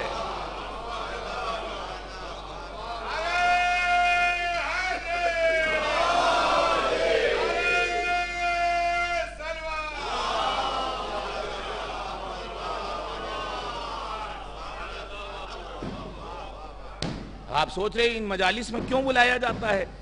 مرحوم کی یاد میں مجلس کر کے بلانے کا مقصد یہی ہوتا ہے کہ کل اس کی طرح ہم بھی مرحوم ہو جائیں گے۔ تو جب ہم مرحوم ہو جائیں گے تو کام کیا آئے گا؟ اس مجلس سے فیصلہ کرو تم خود ہی جا کے اپنے آپ کو کس طرح زندہ رکھنا چاہتے ہو؟ مرنے کے بعد اچھائی کے ساتھ زندہ رکھنا چاہتے ہو یا مرنے کے بعد برائی کے ساتھ زندہ رکھنا چاہتے ہو؟ کیونکہ جو کرو گے اس کا اثر تمہاری زندگی پر، تمہاری حیات پر یہی دکھنے لگے گا۔ لہذا بلایا جاتا ہے مجالس میں، اور مجلس میں آنے والوں کو تبرک علم سے نواز دیا جاتا ہے۔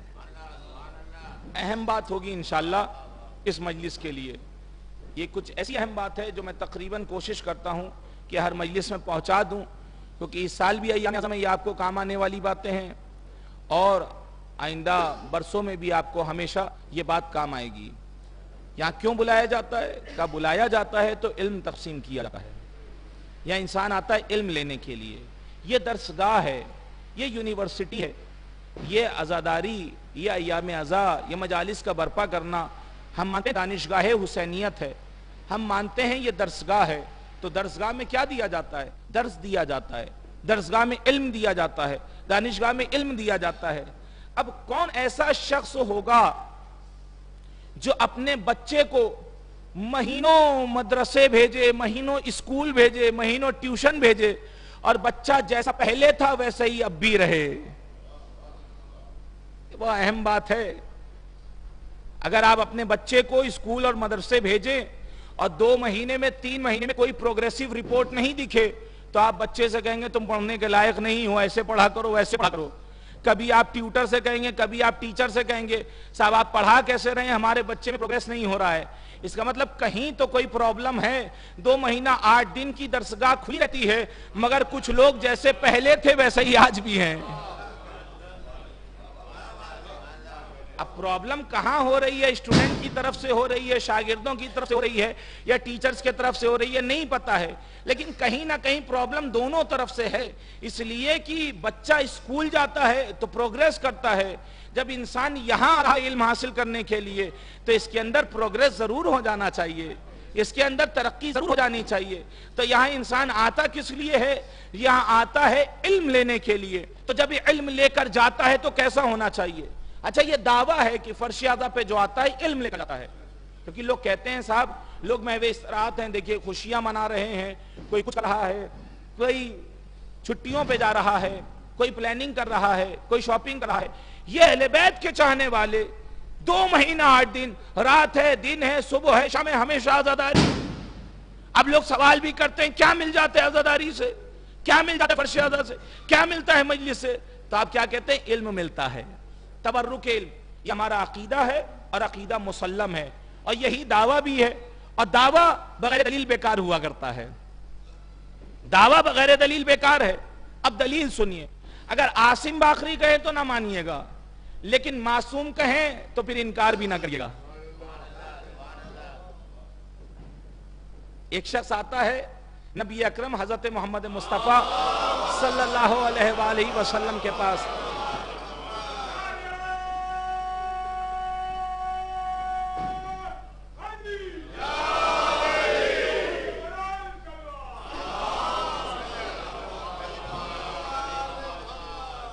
آتا ہے, آنے کے بعد کہتا ہے, دعویٰ یاد رہے کہ بہت سارے ذاکرین یہ دعویٰ کرتے ہیں یہاں سے تبرک علم تقسیم کیا جاتا ہے. کیسے کیا جاتا ہے دلیل اس کی سن لیجئے, سمجھ میں آئے تو قبول کریے گا, اور جب جب یاد رہ جائے ظہور امام کے لیے فقط دعا کریے گا.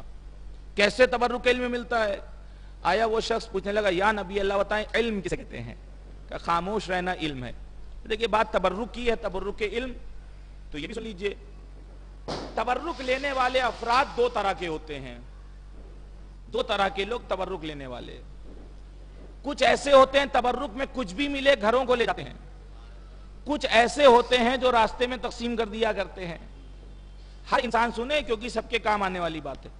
اور کہیں بھی اگر مجالس کا اعلان ہوتا ہے تو اعلان مجلسوں کا ہوتا ہے, لیکن مجلسیں سنا کے کچھ نہ کچھ تبرک بھی دے دیا جاتا ہے.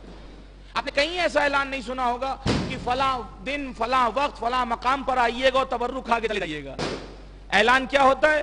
فلاں دن فلاں مقام فلاں وقت آئیے گا اور مجلس سنیے گا, اور مجلس سنانے کے بعد ذیل میں تبرک بھی دے دیا جاتا ہے. کہیں ایسا اعلان نہیں ہوتا ہے کہ تبرک کے لیے آئیے اور کھا کے چلے جائیے, نہیں. لیکن تاریخ میں ایک اعلان نبی کا ایسا ملتا ہے جہاں بلایا ہی نبی نے تبرک کے لیے تھا.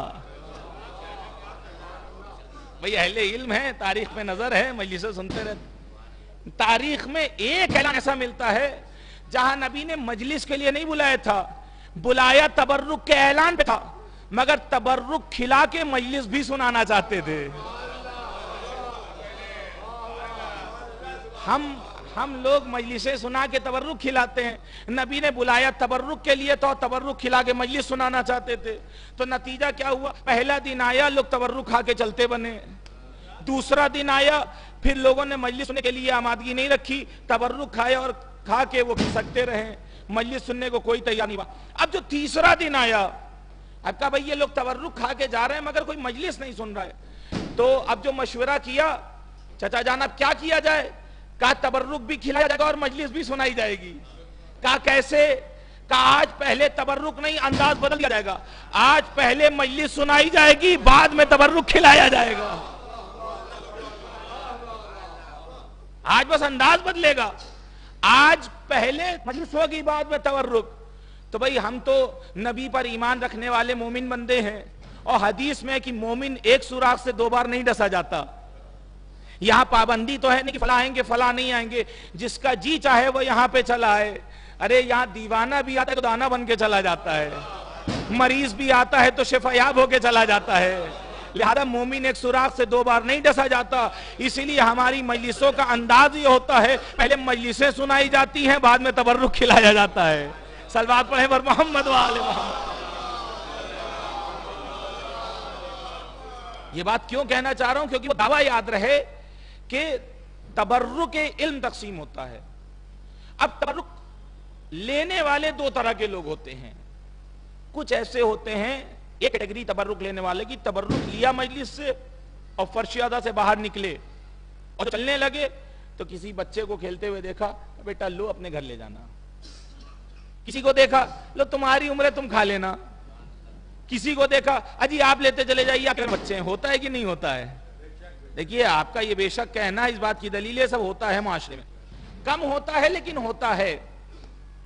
اور یہی وہ لوگ ہیں کہ جنہیں تبرک میں اگر شیرمالوں کی حرارت ہاتھوں میں محسوس ہونے لگے اور بریانی کے ڈبے سے اٹھتی ہوئی بو اگر مشام انسانی کو للچانے لگے تو اب کسی کو دیا نہیں جاتا ہے بلکہ تھیلیاں ڈھونڈی جاتی ہیں. دیکھیے مسکراہٹ آپ کی بتا رہی ہے کہ ہوتا ہے. ایک صلوات پڑھے پر محمد والے. خدا کرے آپ میں سے کوئی ایسا نہ ہو. تو ایک کیٹیگری تبرک لینے والوں کی وہ ہوتی ہے جو تبرک میں اگر اپنے مطلب کی چیز ملے تو لے جایا جائے گا گھر سلیقے سے, اور اگر کہا جائے اپنی زبان میں کہ جی معاملہ کچھ تھوڑا پھیکا تھا اور ہلکا تھا تو کیا ہوتا ہے کہ اب دوسروں کو دیا جائے گا, بچوں کو ڈھونڈا جائے گا محلے کے. یہ ہوتا ہے.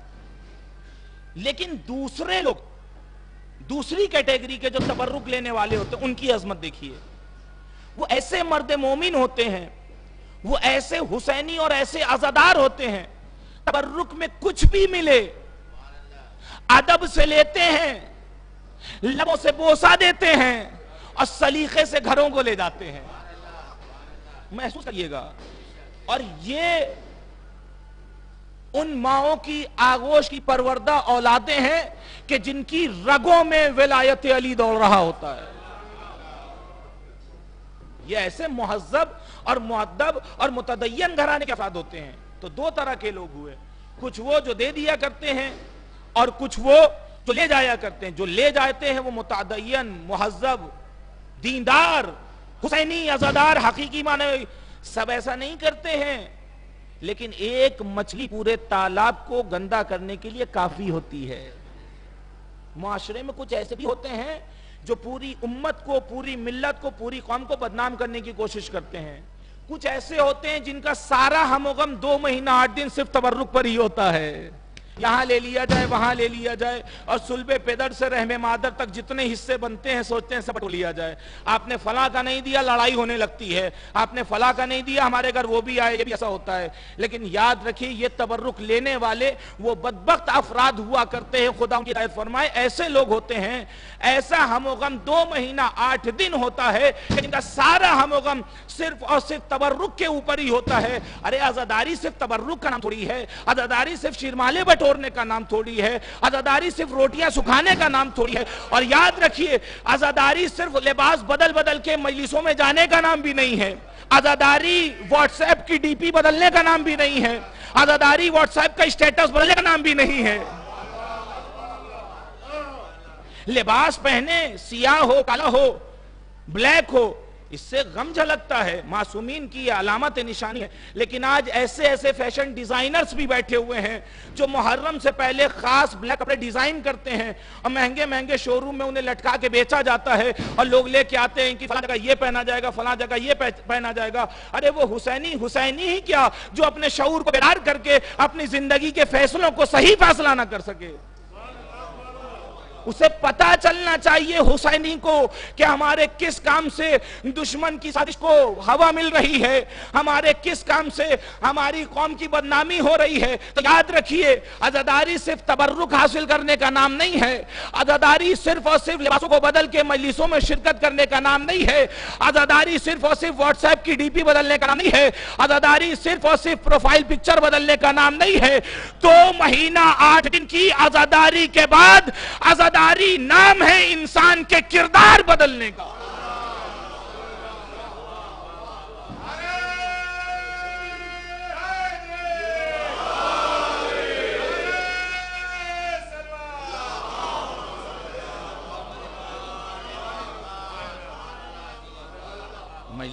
مجلسوں میں آنے کا اور پھر یہاں سے شعور کو بیدار کرنے کا, روزوں میں جانے کا, جالیوں کو پکڑ کے دعا کرنے کا, جو کربلا بھی جاتے ہیں ان کے لیے بھی پیغام ہے.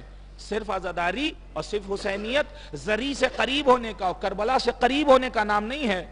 عزاداری زری سے اور قبر سے قریب ہونے کا نام نہیں ہے, صاحبان قبر سے قریب ہونے کا نام ہے. اگر قبروں سے قریب ہی ہونا یہی حسینیت کا مقصد ہوتا تو پھر کچھ ایسے بھی ہیں جو نبی کے پاس قبروں میں سو رہے ہیں. اس کا مطلب قبروں سے قریب ہونا یہ مقصد حسینیت نہیں ہے. صاحبان قبر سے, صاحبان زری سے, ائمہ طاہرین کی سیرت سے قریب ہو جانا. 2 مہینہ 8 دن سے پہلے کیا کردار اور بعد میں کیا کردار ہے, اگر پروگریس ہو گیا ہے تو سمجھیے عزاداری قبول ہو رہی ہے. تو کچھ ایسے تبرک لینے والے جو واقعاً بتاتے ہیں کہ ہم مذہب ہیں, متدین ہیں, ہم حسینی ہیں, ہم عزادار ہیں. کچھ ایسے جو اپنی قوم کو داغدار اور بدنام کر رہے ہیں. دعویٰ یاد رہے, ذہن سے وہ نہ جانے پہ. دعویٰ کیا ہے, یا آنے والوں کو تبرک علم دیا جاتا ہے. کیسے؟ وہ شخص آیا نبی اکرم کے پاس, اصول کافی میں واقعہ آپ کو ملے گا. آیا, اب سنیے فرش اعضا سے تبرک علم کیسے دیا جاتا ہے. وہ شخص آیا نبی اکرم کے پاس, ہاتھوں کو جوڑا اور کہتا ہے کہ یا نبی اللہ مہربانی ہوگی بتائیں کہ علم کسے کہتے ہیں. نبی اکرم فرماتے ہیں خاموش رہنا علم ہے. نبی اللہ اور بتائیں کہ علم اور کیا ہے, غور سے سننا علم ہے. نبی اللہ اور بتائیں کہ علم کیا ہے, کہ غور سے سن چکے ہو تو سنی ہوئی بات کو سمجھنا علم ہے. دیکھیں آخر کلام میں یہ کچھ خاص باتیں ہیں جو آپ حقیقی تبرک آج اس مجلس سے انشاءاللہ لے کر جائیں گے. دعویٰ یاد رہے کیا ملتا ہے؟ علم. اب وہ کہتے ہیں نبی اللہ علم کیا ہے؟ کہ خاموش رہنا. علم کیا ہے؟ غور سے سننا. علم کیا ہے؟ سنی ہوئی بات کو سمجھنا. پھر کہتا ہے نبی اللہ علم کا کوئی اور بھی مرحلہ ہے کہ اگر سمجھ چکے ہو تو عمل کرنے لگنا.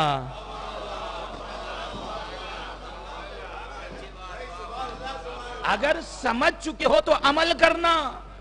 نبی اللہ اور بھی علم کا کوئی درجہ ہے کہ اگر خود عمل کرنے لگے تو دوسروں کو عمل کی دعوتیں دینا. کہ وقت تیزی سے اختتام کی طرف جا رہا ہے لیکن ایک بار پھر سے فہرست دہرا رہا ہوں تاکہ یہ جو نوجوان افراد، بزرگ بہتر جانتے جو نوجوان افراد بیٹھے فرش اعضاء پر، یہ آپ اپنے ذہنوں میں اس حدیث کے نقشے کو بٹھا لیں کیونکہ زندگی بھر یہ بات کام آنے والی ہے. اور انشاءاللہ اگر یہ بات آپ کے ذہنوں میں یاد رہ گئی تو جب جب یاد کریے گا ظہور ایمان کے لیے دعا کریے گا اور یہی آج کی مجلس کا ایک حقیقی تبرک بن جائے گا. اب میں فہرست کو پھر سے دہرا رہا ہوں تاکہ وہ دعوے کی دلیل مکمل ہو جائے. کیا ملتا ہے تبرک کے علم؟ اس نے پوچھا نبی اللہ علم کیا ہے؟ خاموش رہنا، غور سے سننا، سنی ہوئی بات کو سمجھنا، سمجھنے کے بعد خود عمل کرنا. جب خود عمل کرنے لگے تو دوسروں کو عمل کی دعوتیں دینا. 5 یعنی یہ جو علم کے درجے اور مرحلے ہیں کا 5 درجے اور 5 مرحلے ہیں علم کے. اب کوئی آپ سے کہے کہ فرش اعضاء پہ کیا ملتا ہے، اب کوئی آپ سے پوچھے کہ صبح و شام اور دن رات کی عزاداری سے کیا ملتا ہے تو ناراض ہونے کی ضرورت نہیں ہے، پریشان ہونے کی ضرورت نہیں ہے. بس اس کی کلائی کو پکڑیے گا اور مجلس میں بیٹھے ہوئے لوگوں کی صورتوں کو دکھا دیجیے گا. جو یہاں مجلس سننے کے لیے بیٹھتے ہیں یہ خاموش بھی رہتے ہیں، یہ غور سے بھی سنتے ہیں، یہ سمجھتے بھی ہیں، سمجھ کے عمل بھی کرتے ہیں. جب خود عمل کرتے ہیں تو دوسروں کو دعوتیں بھی دیا کرتے ہیں. صلوات پڑھے پر محمد و آل محمد.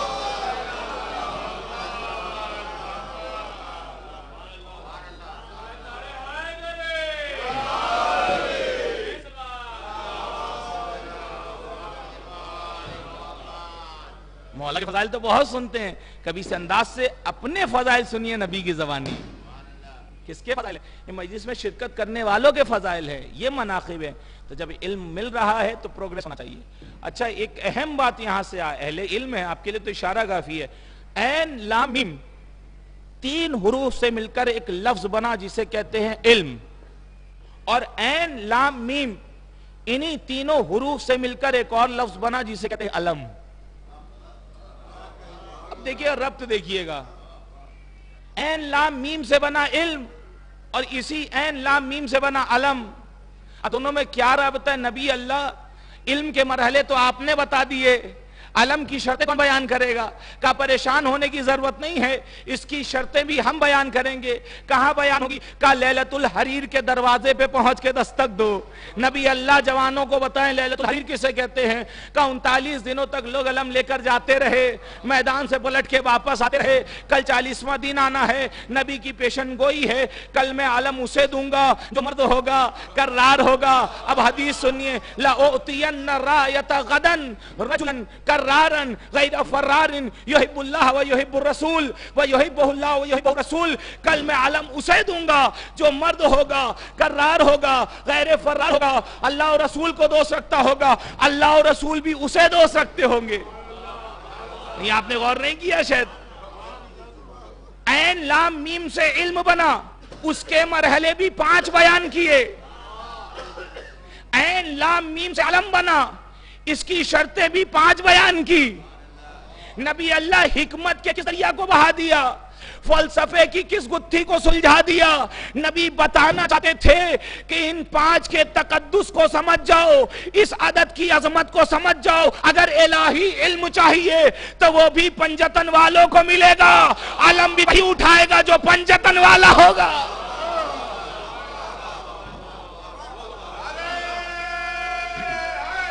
سلام.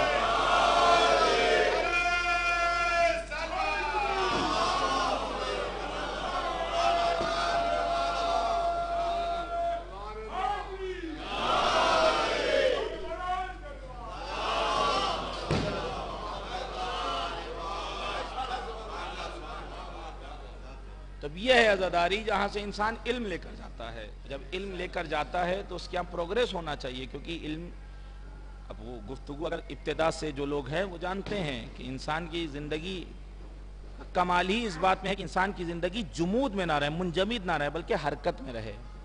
اور زندگی تب حرکت میں آئے گی جب انسان کی فکر حرکت میں آئے گی, اور جب فکر حرکت میں آئے گی تبھی انسان زندگی میں کامیابی کی طرف بڑھ رہا ہوگا. کہ یہ عظمت ہے.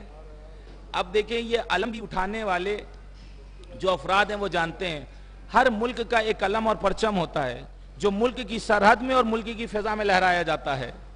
ایک ملک کا پرچم آپ دوسرے ملک میں نہیں لہرا سکتے ہیں. امریکہ کا پرچم ہندوستان میں نہیں اور ایران کا پرچم ایران میں نہیں لہرایا جا سکتا. عراق کا پرچم ایران میں نہیں آئے گا, ایران کا پرچم عراق میں نہیں جائے گا. ہندوستان کا پرچم امریکہ میں نہیں, امریکہ کا پرچم یورپ پہ نہیں. کیوں؟ کہا کچھ اصول ہیں, کچھ آئین ہیں, کچھ شرائط ہیں, کچھ کنڈیشنز ہیں, کچھ ضوابط ہیں. کیا ہیں؟ کہا جس ملک کا پرچم ہے اس کی سرحدوں میں, اس کی فضا میں لہرایا جائے گا. کہا اچھا اگر کسی نے امریکہ کا پرچم ہندوستان میں لہرا دیا تو کیا ہوگا؟ کیا ہونا کیا حساب, وہ غدار کہلائے گا.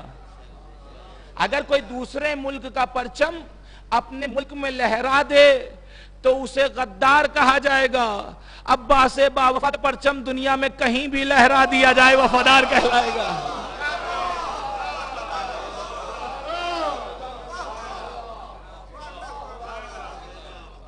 دوسرے ملک کا پرچم کسی دوسرے ملک میں لہراؤ گے تو غدار کہلاؤ گے. عباس باوفا کا پرچم دنیا میں کہیں بھی لہراؤ گے تو وفادار کہلاؤ گے. جو ممالک کے پرچم ہوتے ہیں ان کا احسان ملک کے باشندگان کے اوپر ہوتا ہے. یہ پرچم ایسا ہے جس کا احسان کسی ملک پہ نہیں ہے بلکہ مملکت انسانیت پر ہے. اب جس سینے میں انسانیت کا دھڑکتا ہوا دل پایا جاتا ہے وہ انہیں سلامی دیتا ہے آ کے. اب لوگ وہاں جا رہے ہیں زیارت کرنے کے لیے, آ رہے ہیں. جو نہیں گئے خدا انہیں بھی جانا نصیب کرے, اور جو گئے ہیں جب تک زندگی ہے خدا انہیں بار بار جانا نصیب کرے. بہت سی چیزیں تو انسان وہاں جا کے ہی محسوس کر سکتا ہے جو لفظوں میں بیان نہیں کیا جا سکتا. آپ دیکھیں اگر جنتر منتر پر, انڈیا گیٹ پر, ہندوستان کے مرکز میں اگر 1 لاکھ لوگ جمع ہو جائیں, تو بہت زیادہ میں کہہ رہا ہوں, اگر 1 لاکھ لوگ جمع بھی ہو جائیں اور کوئی احتجاج ہو رہا ہو, کوئی پروٹیسٹ ہو رہا ہو, کوئی ریلی ہو رہی ہو, تو پوری میڈیا ملک کی جتنی بھی ایجنسیز ہیں یہ سب کوریج دے رہی ہوں گی اسی کو. دیکھتے ہیں آپ, ایسا چلتا ہے, غلط کہوں تو ٹوک دیجئے گا. ملک کی جتنی بھی میڈیا ایجنسیز ہیں سب کوریج دیں گی اسی کو, سب پر ٹیلی کاسٹ کیا جائے گا اور مہینوں دکھا کر چینل کی ٹی آر پی بڑھائی جائے گی. کیوں؟ کہ صاحب جو 1 لاکھ لوگ جمع ہوئے ہیں یہ کرپشن کے خلاف جمع ہوئے, بھرشٹاچار کے خلاف جمع ہوئے, آتنکواد کے خلاف جمع ہوئے, ظلم کے خلاف جمع ہوئے, قتل و غارت گری کے خلاف جمع ہوئے, تشدد اور بربریت کے خلاف جمع ہوئے, گھوٹالے کے خلاف جمع ہوئے. تو اگر 1 لاکھ لوگ ظلم کے خلاف, قتل کے خلاف, تشدد کے خلاف, بھرشٹاچار کے خلاف, آتنکواد کے خلاف جمع ہو جائیں تو پورے ملک میں الیکٹرانک میڈیا دکھانا شروع کر دیتی ہے. آؤ ایک منظر ہم بھی دکھاتے ہیں جہاں 1 2 4 5 لاکھ نہیں بلکہ 5 6 کروڑ لوگ ہر سال جمع ہو رہے ہیں. 5 6 کروڑ ہر سال جمع ہو رہے ہیں. اور امتیاز یہ ہے جو وہاں جمع ہو رہے ہیں وہ بھی آتنکواد کے خلاف ہیں, وہ بھی ظلم کے خلاف ہیں, وہ بھی بھرشٹاچار کے خلاف ہیں, وہ بھی قتل کے خلاف ہیں, وہ بھی بربریت کے خلاف ہیں, وہ بھی تشدد کے خلاف ہیں, وہ بھی استبداد کے خلاف ہیں. مگر دنیا نہیں دکھا رہی ہے. کیوں؟ کہ اگر دکھا دیا جائے, کیونکہ 1 لاکھ لوگ جمع ہو جاتے ہیں اور اگر ریلی میں بھگدڑ ہو جاتی ہے, لاٹھی چارج ہو جاتی ہے تو نہ جانے کتنے سہاگ اجڑ جاتے ہیں, نہ جانے کتنی گودیاں لٹ جاتی ہیں, نہ جانے کتنی بستیاں ویران ہو جاتی ہیں. لیکن وہاں آ کے دیکھو جو 6 کروڑ لوگ جمع ہو رہے ہیں, جو جا رہے ہیں وہ ایسے ہی واپس آ رہے ہیں. ارے مریض بھی جا رہا ہے تو صحت لے کے آ رہا ہے. مگر دنیا دکھا نہیں رہی ہے. ارے لاکھوں جمع ہو جاتے ہیں تو پتا چلا کسی کے ٹھیلے سے کوئی سامان لوٹ لیا گیا, کسی کی جیب مار دی گئی, کسی کا موبائل لوٹ لیا گیا, کبھی کسی کو پریشان کیا گیا. مگر جو 6 کروڑ جمع ہو رہے ہیں وہاں کوئی لوٹنے والا نہیں ہے. کوئی دولت لوٹا رہا ہے, کوئی مال لوٹا رہا ہے, کوئی قربانی کر رہا ہے, کوئی آسائشیں لوٹا رہا ہے, کوئی اپنا گھر خالی کیے دے رہا ہے. کس لیے؟ کہ انسانیت کا پیغام دینے کے لیے, تاکہ دنیا کو پتہ چل جائے جو وہاں جاتے ہیں وہ لوٹنے والے نہیں لٹانے والے ہوتے ہیں.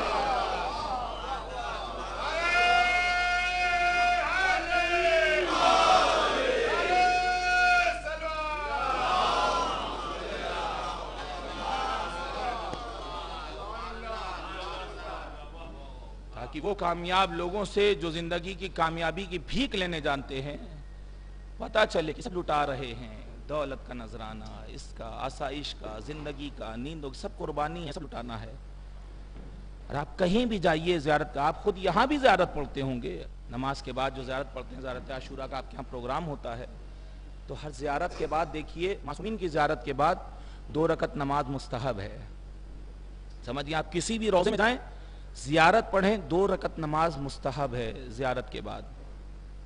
کیوں؟ کہ اگر ان کی محبت میں ان کی زیارت کرنے کے لیے آئے ہو، تب ان کی رضا کے لیے اللہ کی عبادت بھی کرنی ہوگی۔ بہت اہم بات ہے، یہیں پہ گفتگو تمام ہو جائے گی، جو اس مجلس کا مقصد بھی، اس عزاداری کا مقصد بھی ہے۔ اگر ان سے قریب ہونا چاہتے ہو تو یہ جان لو، جس سے قریب ہیں ان کی محبت میں تمہیں نماز بھی پڑھنی ہے، اور ان کی مودت میں تمہیں زیارت بھی پڑھنی ہے۔ تو اب دونوں کا رابطہ دیکھا آپ نے۔ اب جو لوگ ممبروں پہ آ کے کہا کرتے ہیں یہ افضل ہے وہ مفضول ہے، میں ایک حدیث سنا رہا ہوں جس سے فیصلہ خود آپ کر لیجئے گا۔ بہت سی مشکلیں، بہت سی پریشانیاں اور بہت سے اعتراضات کا جواب صرف اس حدیث سے مل جائے گا۔ 8ویں امام حضرت امام علی رضا علیہ السلام ارشاد فرماتے ہیں، حدیث سنیے، ہمیشہ کام آئے گی، اور یہ بہت سی مشکلات کا آج حل ہے ہمارے معاشرے میں۔ 8ویں علی فرماتے ہیں، لا تدع العمل الصالح والاجتہاد فی العبادت اتکالا علی حب آل محمد، خبردار آل محمد کی محبت کا دعویٰ کرتے ہوئے عبادتوں کو نہ چھوڑ دینا۔ بہت اہم بات ہے، محسوس کریے گا گھروں کو جا کے، بہت سی پریشانیوں کا حل ہے اس حدیث میں۔ میں کہوں تو آپ ٹوکنے کا حق رکھتے ہیں، لیکن معصوم کہہ رہے ہیں، 8ویں علی کہہ رہے ہیں، خبردار ہماری محبتوں پر منحصر ہو کے عبادتوں کو نہ چھوڑ دینا۔ اور حدیث کا دوسرا رخ دیکھیے، وَلَا تَدْعُ حُبَّ آلِ محمد اتقالاً علی العبادہ، اور عبادت کے اوپر منحصر ہوتے ہوئے ہماری محبتوں کو بھی نہ چھوڑ دینا۔ اب سمجھیں، جہاں سے میں نے گفتگو کا آغاز کیا تھا، انسان کی زندگی مسلسل سفر میں ہے، سفر کی ایک منزل ہے، جب منزل تک پہنچ جائے تو وہی انسان کامیاب ہوتا ہے۔ زندگی کی کامیابی کا راز اس بات میں ہے کہ حب آل محمد بھی ضروری ہے، عبادت الہی بھی ضروری ہے۔ جب یہ دونوں چیزیں برابر سے ہوں گی تب انسان کامیابی کے مقصد تک پہنچ سکتا ہے۔ اب جملہ سن لیجئے، جو افضل اور مفضول بتا کے لوگوں کو گمراہ کر دیا کرتے ہیں، یا ایسی عبادتیں ہیں جو یہ اپنی جگہ افضل ہے، یہ اپنی جگہ افضل ہے۔ عبادت کا عبادت سے کوئی ٹکراؤ نہیں ہوتا ہے، لہذا سجدے کا حسین سے ٹکراؤ نہیں، حسین کا سجدے سے ٹکراؤ نہیں، کیونکہ کل سجدے نے حسین کو پہچانوایا تھا، آج حسین سجدے کی عظمت کو بتا رہے ہیں۔ تو اس کا مطلب یہ ہے، سجدے کا حق یہ ہے کہ ایک نمازی عزادار بن جائے، عزاداری کا یہ حق ہے کہ عزادار نمازی بن جائے۔ ایک صلوات پڑھیں پر محمد و آل محمد۔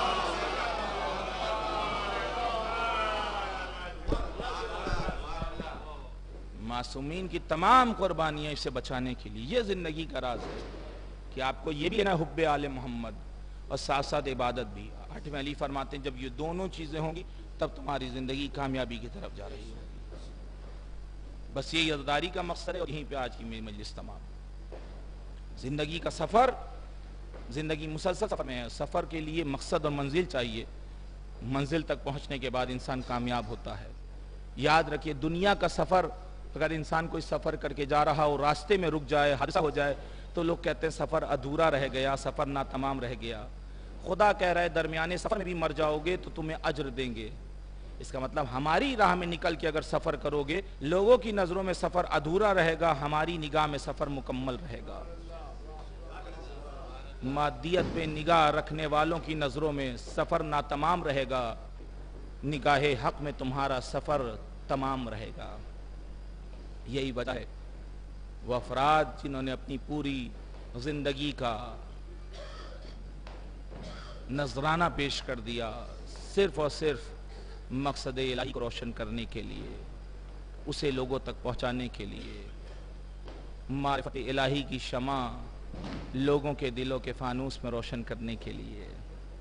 مد مومن کے اصالہ ثواب کی مجلس ہے، چاہنے والے بیٹھے ہوئے ہیں۔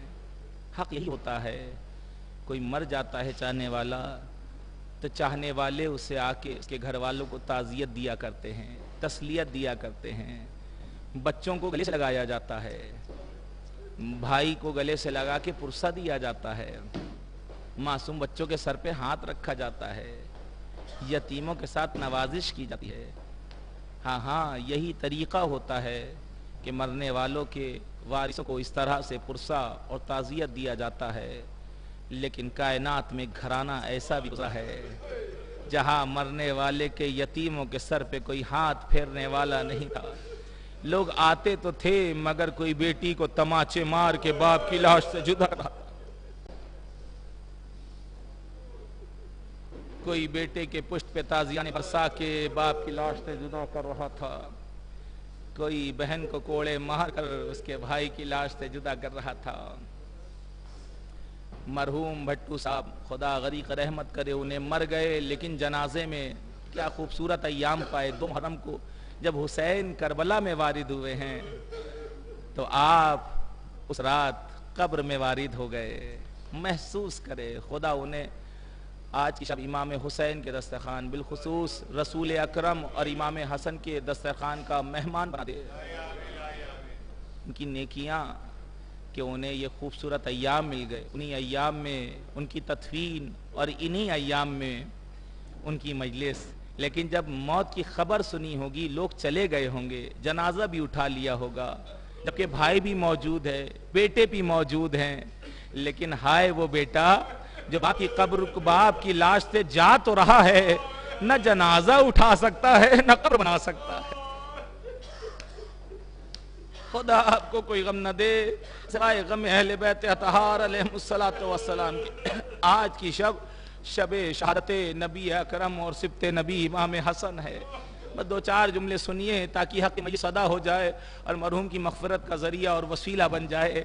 عزادارو، یہ اہل بیت کا گھرانہ ہے کہ جو اتنا مظلوم گزرا ہے کہ جس نے اپنی پوری زندگی کو لوگوں کے لیے قربان کر دی، اللہ کی راہ میں لوگوں کو راہ راست پہ لانے کے لیے۔ لوگوں نے ان کے ساتھ وفا نہیں کی۔ جب دنیا میں کوئی مر جاتا ہے تو اس مرنے والے کی عظمت اس کے جنازے میں دیکھ کر بھیڑ کو پہچان لیا جاتا ہے۔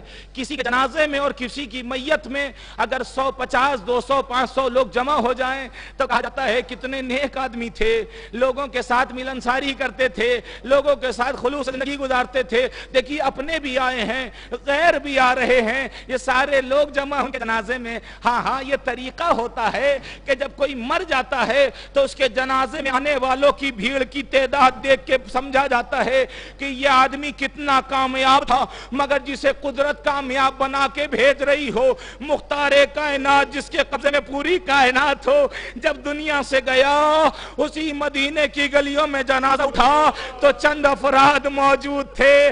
ارے جب اس کی بیٹی کا اسی مدینے کی گلیوں سے جنازہ اٹھا تو چند افراد موجود تھے۔ ارے جب اس کے ولی کا کوفے میں جنازہ اٹھا تو چند افراد موجود تھے۔ ارے جب امام حسن کا جنازہ اسی مدینے کی گلیوں میں اٹھا تو چند افراد موجود تھے، مگر پنجتن کی یہ وہ نشانیاں تھی۔ ارے چند افراد تو موجود ہوتے تھے مگر ہائے رے آخری نشانی حسین۔ خدا آپ کو کوئی غم نہ دے سوائے غم اہل بیت اطہار علیہم السلام کے۔ مرحوم خوش نصیب تھے آپ جو چاہنے والے آپ کے جنازے میں تھے، مگر ہائے آل محمد کی مظلومیت کی چند افراد جنازے میں موجود ہیں۔ بس امام حسن علیہ السلام کی شہادت کی شب 2-4 جملے سن لیجئے۔ جس وقت زہر دغا امام کو دیا گیا، زہر نے اثر کرنا شروع کیا۔ ارے امام نے ایک مرتبہ کہا ذرا تشت کو قریب لایا جائے۔ اب جو تشت کو قریب لایا گیا، ارے امام کے جگر کے ٹکڑے تشت میں گرتے چلے گئے۔ ادھر سے چاہنے والی بہن قریب ہوئی، ارے اس تشت کو چھپا دو فروا۔ ایک مرتبہ چاہنے والی بہن آئی، اے بی بی کیا چھپا رہی ہو؟ لاؤ میرے بھائی کے کلیجے کے ٹکڑے دے دو۔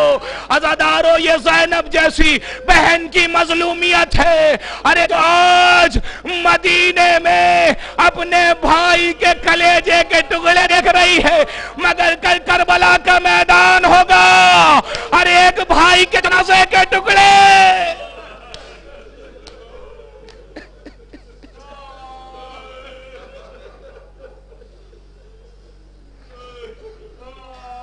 خدا آپ کو کوئی غم نہ دے سوائے غم اہل بیت اطہار علیہ السلام کے۔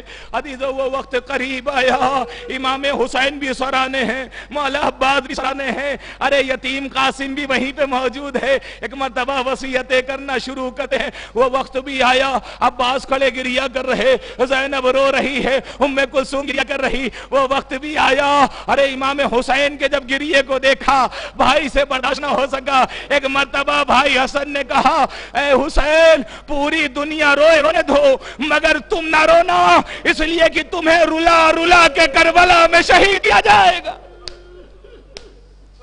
مولا کہتے ہیں لا یوم کا یوم کا عبداللہ، اے میرے بھائی حسین آپ کے اس روز شہادت سے بڑھ کر کوئی اور روز نہیں ہو سکتا ہے۔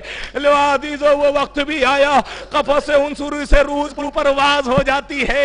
ایک وقت وہ آیا، ارے غسل بھی دیا گیا، کفن بھی پہنایا گیا۔ خوش نصیب ہے وہ بھائی کہ جس کا جنازہ اٹھانے کے لیے بھائی موجود ہو، وہ خوش نصیب ہے باپ جس کا جنازہ اٹھانے کے لیے ایک یتیم بیٹا موجود ہو۔ مدینے کی گلیوں میں جنازہ اٹھا، ارے بھائی عباس بھی اٹھا رہے، حسین بھی اٹھا رہے، یتیم قاسم بھی 3 برس کا ہے۔ ایک وقت وہ آیا کہ جنازے پہ تیروں کی بارش ہونے لگتی ہے۔ یہ کائنات کا پہلا جنازہ تو گھر سے نکلنے کے بعد ارے گھر کی طرف واپس آیا، بہن کی ایک چیخ آئی بھائیا ارے یہ کیا ہو گیا؟ یہ پہلا جنازہ جس پہ تیروں کی بارش ہو رہی، ہاتھوں سے تیروں کو نکالنا شروع کیا۔ میں کہوں گا اے شہزادی ارے یہ بھی کا مقدر ہے کہ ایک بھائی کے جنازے سے تیر نکال رہی، ایک بھائی کے جنازے کو تیروں پہ دیکھ رہی ہے۔ بداداروں رو لیجئے، عبادت تمام ہو گئی۔ ارے یہ بی بی زینب کا مقدر تھا، یہ مظلومیت۔ ایک بھائی کے جنازے میں تیروں کو دیکھا، ایک بھائی کا جنازہ تیروں کے اوپر دیکھا، لیکن جب بہن کربلا سے رخصت ہو رہی عجب نہیں بھائی کے جنازے کو دیکھ کے کہو اے بھائیا حسین بڑی محبت کرتی ہے بہن مگر مجبور ہے معاف کر دینا۔ ارے کل بھائی حسن کے جنازے سے تیروں کو نکالا مگر تمہارے جنازے سے تیروں کو نہیں نکال سکتی، کیونکہ میرے ہاتھ پسے پشت رسیوں سے بندھے ہوئے ہیں۔ اونٹ کی بلندی سے زینب نے زمین کربلا پہ گرایا۔ ایک مرتبہ کہتی ہے کیا تو ہی میرا ماں جایا؟ ارے دائی پسلیاں بائی پسلیوں کی طرف آ گئی، بائی پسلیاں دائی پسلیوں کی طرف، بہن بھائی کے جنازے پہ فریاد کر رہی۔ اللہ لعنت اللہ علی القوم الظالمین وسيعلم الذین ظلموا أي منقلب ينقلبون ربنا تقبل منا انک انت السمیع العلیم۔ خدایا تجھے واسطہ محمد وآل محمد علیہ السلام کا اس عزاداری کو، اس مجلس کو، اس عبادت کو شرف قبولیت عطا فرما۔ ہمیں جتنے حضرات شرکت فرما ہے سب کی تمام تر نیک حاجتوں کو قبول فرما، ہمارے گناہ کبیرہ و صغیرہ معاف فرما۔ خدایا تجھے توبہ حر کا واسطہ ہم سب کو حقیقی توبہ کرنے والوں میں محشور فرما۔ خدایا علماء مراجع فقہا آیات اعظام کا سایہ ہمارے سر پہ قائم و دائم فرما۔ خدایا مشاہد مقدسہ کی حفاظت فرما۔ خدایا محافظان مشاہد مدافعان حرم کی حفاظت فرما۔ جہاں جہاں بھی اہل بیت کے چاہنے والے ہیں خدایا سب کی حفاظت فرما۔ خدایا جو لا ولد ہے انہیں اولاد حسین کے صدقے میں اولاد نرینہ سے نواز دے، جو صاحبان اولاد ہیں ان کی اولاد کو اولاد حسین کے صدقے میں نیک و صالح بننے کی توفیق سے نواز دے۔ خدایا جو بے روزگار ہیں انہیں تبرک حسین کے صدقے میں روزی سے نواز دے۔ خدایا جو صاحبان روزگار ہیں انہیں حلال کمانے اور کھانے کی توفیق و اسباب سے نواز دے۔ خدایا ہمیں جو بیمار ہیں انہیں صحت و شفا سے نواز دے۔ خدایا ہمیں جو آزادار زیارت کربلا کو جا چکے ہیں انہیں دوبارہ جانا نصیب فرما۔ خدایا جو ابھی تک نہیں گئے ہیں انہیں بھی جانے کی توفیق سے نواز دے۔ خدایا جہاں جہاں بھی عزاداری کو فروغ دے رہے ہیں سب کی حفاظت فرما، سب کی توفیقات میں اضافہ فرما۔ خدایا جہاں جہاں بھی دشمنان اعضائے حسین، دشمنان اہل بیت اور دہشت گرد تنظیمیں بستی ہیں، اگر قابل ہدایت نہیں ہیں تو خدایا سب کو نیست و نابود فرما۔ خدایا جس مرحوم کے ایصال ثواب کے لیے مجلس منعقد کی گئی ہے، اس مجلس کے ایک ایک حرف کو اگر قبولیت کے لائق ہے تو خدایا مرحوم کی مغفرت کا ذریعہ بنا دے۔ خدایا بعد از مغفرت مرحوم کے درجات میں بلندی کا ذریعہ قرار دے۔ خدایا جس طرح سے کربلا میں مولا حسین کا روضہ چمک رہا ہے، دمک رہا ہے، بقیع کے قبرستان میں مادر حسین کا روضہ بننے کے اسباب فراہم فرما۔ دعا میں خاص دعا یہ ہمارا اور امتحان لے، منتقم خون حسین دل بند زہرا کے ظہور میں تعجیل فرما، ہم سب کو ان کے آوان و انصار مشہور فرما۔ ربنا تقبل منا انکا انت السمیع العلیم۔ گزارش ایک مرتبہ سورہ حمد اور 3 مرتبہ سورہ توحید کی تلاوت فرما کر مرحوم حسن عباس عرف بھٹو ابن مرحوم شریف عباس کی روح کو ایصال کر دیں۔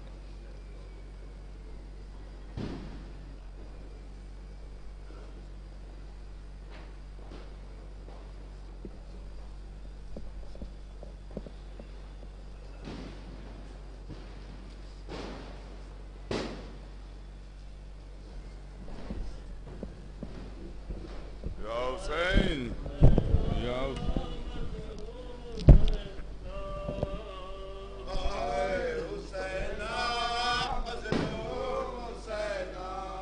سیر سے شام ہوئی رن میں جب سکینہ کو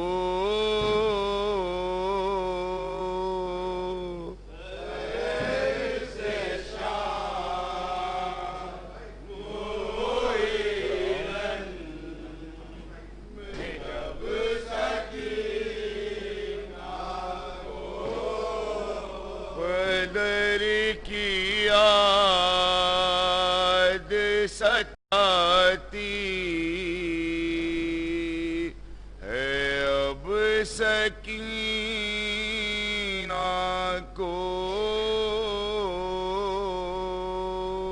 سیر سے شام ہوئی رن میں جب سکینہ کو جب آئی شام غریباں تو بین کرنے لگی، جب آئی شام غریباں تو بین کرنے لگی، پدر کی یاد میں وہ سید آہیں بھرنے لگی، الہی مار نہ ڈالے یہ شب سکینہ کو، سیر سے شام ہوئی رن میں جب سکینہ کو، تڑپ تڑپ کے یتیماں یہ بین کرتی ہے،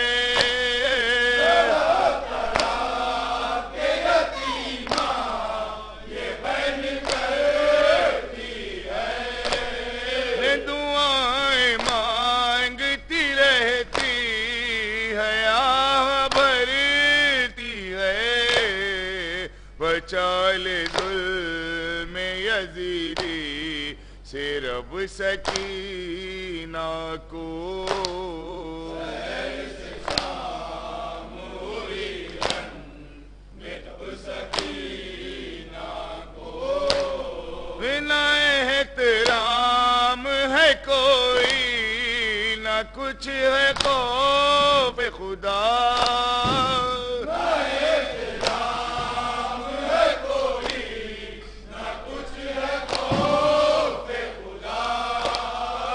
کچھ ہے پاس محمد نہ کچھ ہے شرم و حیا، نہ جانے سمجھے ہیں کیا بے ادب سکینہ کو، سیر سے شام ہوئی رن میں جب سکینہ کو، تماچے اتنے کے رخسار ہو گئے نیلے، تماچے اتنے کے رخسار ہو گئے نیلے، بدن تمام ہے زخمی لگے ہیں یوں درے،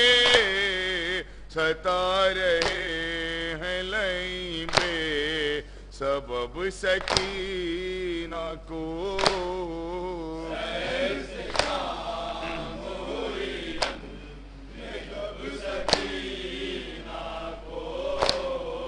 اندھیرا ایسا ہے دم گھٹ رہا ہے زندہ میں اندھیرا ایسا دم گھٹ رہا ہے زندہ میں ہر ایک سے پوچھتی رہتی ہے غم کے طوفان میں نصیب ہوگا سکون جا لے کب سکینہ کو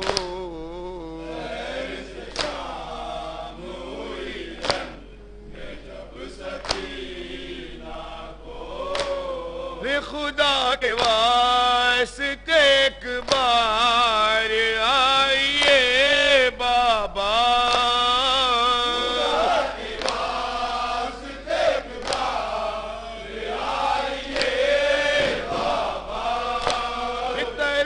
یتیم پہ کچھ اپنی کھائیے بابا لگا لو سینے سے شاہ عرب سکینہ کو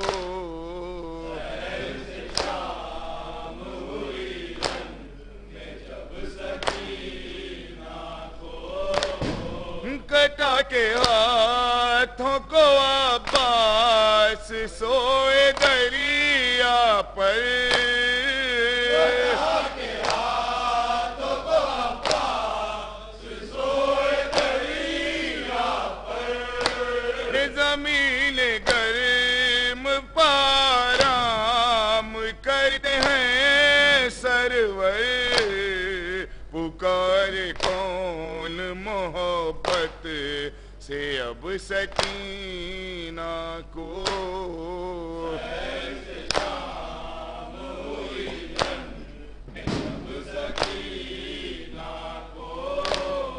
لحد میں شام کے زندان میں سو گئی بچی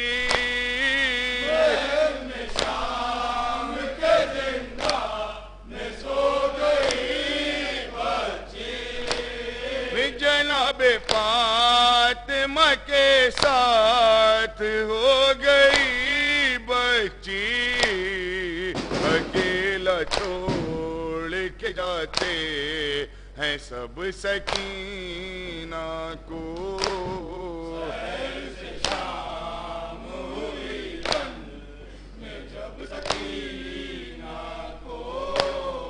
ملا جو حکم میری غائی تو حشر ہے قیصر ملا جو حکم میری غائی تو حشر ہے قیصر وطن کو جاتے ہیں ہم آؤ دختر سرور تڑپ کے دیتے ہیں آواز سب سکینہ کو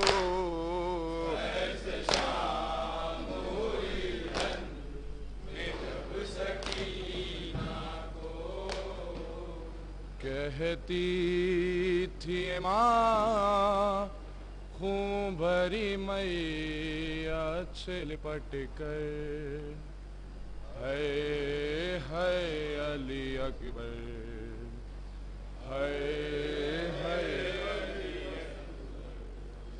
کہتی تھی ماں خون بھری میاں سے لپٹ کر ہے علی اکبر ہے علی اکبر کہتی تھی ماں خون بھری میاں سے لپٹ کر ہے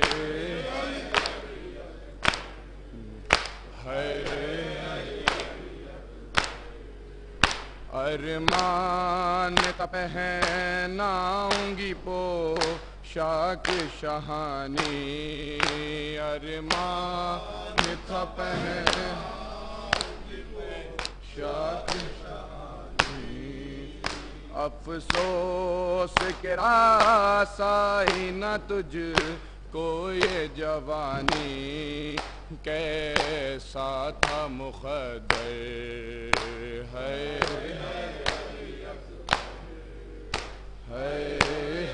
علی اکبر کہتی تھی اے ماں خون بھری مئی یا چل پٹ کر ہے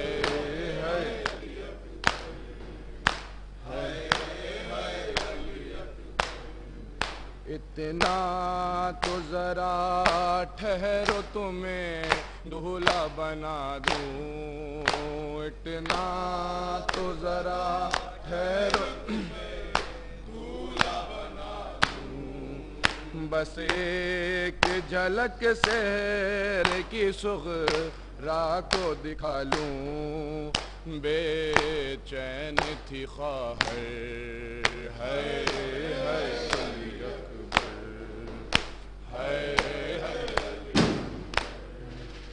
کہتی تھی اے ماں خون بھری مئی یا چل پٹ کر ہے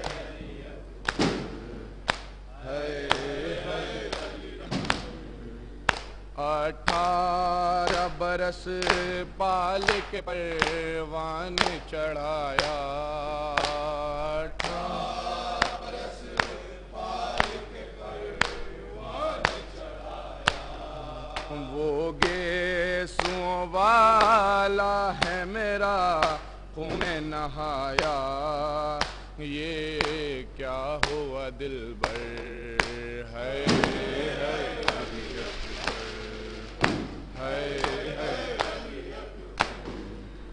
کہتی تھی ماں خون بھری مئی یا چل پٹ کر ہے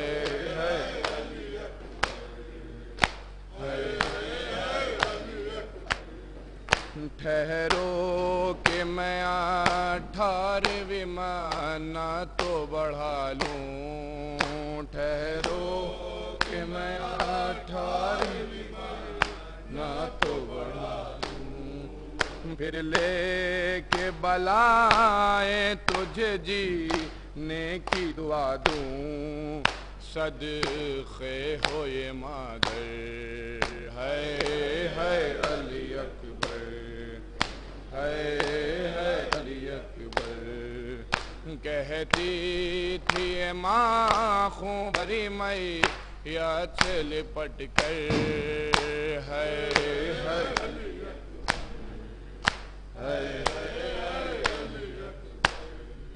تمہیں کیا لے کے جو دم توڑ رہے ہو تمہیں کیا لے کے جو دم توڑ رہے ہو منہ ماں سے ہمیشہ کے لیے موڑ رہے ہو کیوں روٹھے ہو دلبر ہے علی اکبر ہے علی اکبر کہتی تھی ماں خون بھری مئی یا چل پٹ کر ہے علی اکبر ہے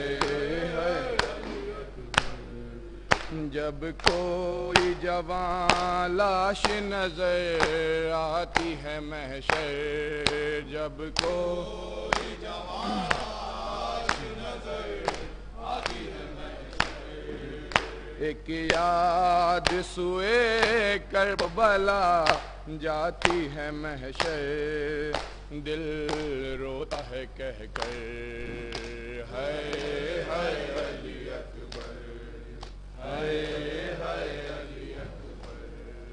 ماں کل سے آ رہی ہے صدا میں یتیم ہوں بعد حسین کس نے کہا کہا میں یتیم ہوں، بعد حسین کس نے کہا میں یتیم ہوں، اور جو ہے وہ ظلم کرتا ہے مجبور جان کر، جو ہے ظلم کرتا ہے مجبور جان کر، شاید یہی ہے میری خطا میں یتیم ہوں، بعد حسین کس نے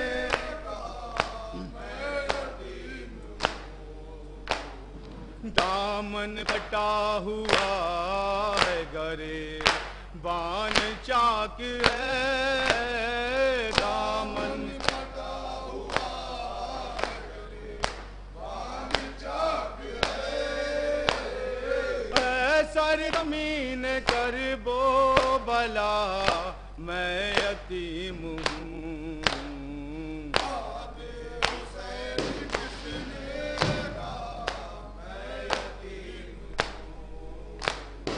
یاد سکینہ آتے ہی دل کانپ اٹھا سرور، یاد سکینہ آتے ہی دل کانپ اٹھا سرور، جیسے کسی نے مجھ سے کہا میں یتیم ہوں، حسین کس نے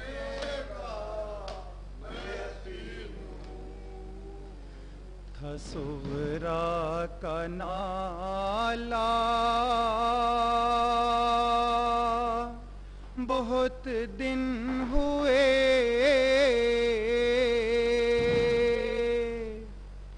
صغرا کا نالا بہت دن ہوئے، کوئی بھی نہ لوٹا،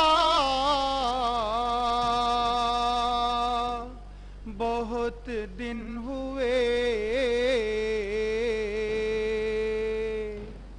صغرا کا نالا بہت دن ہوئے،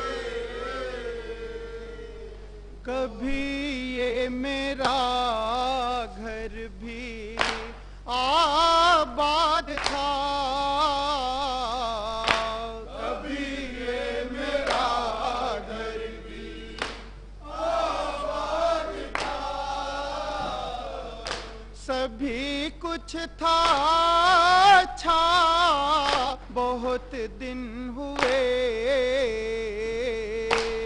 صغرا کا نالا بہت دن ہوئے، بہلتی تھی اصغر کو بہلا کے میں، بہلتی تھی اصغر کو بہلا کے میں، جھلاتی تھی جھولا، بہت دن ہوئے، صغرا کا نالا بہت دن ہوئے، نہ کوئی خبر لینے آیا میری،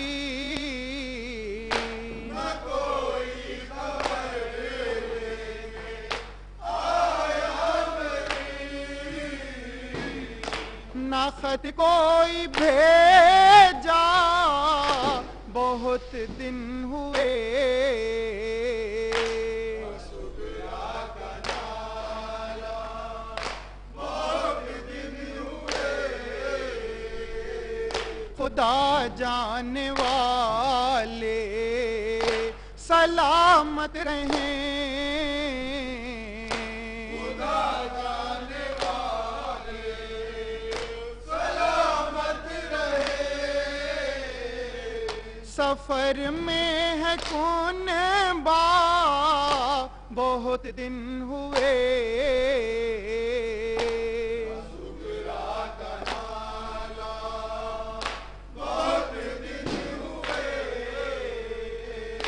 سرور اس کا خط آج بھی یاد ہے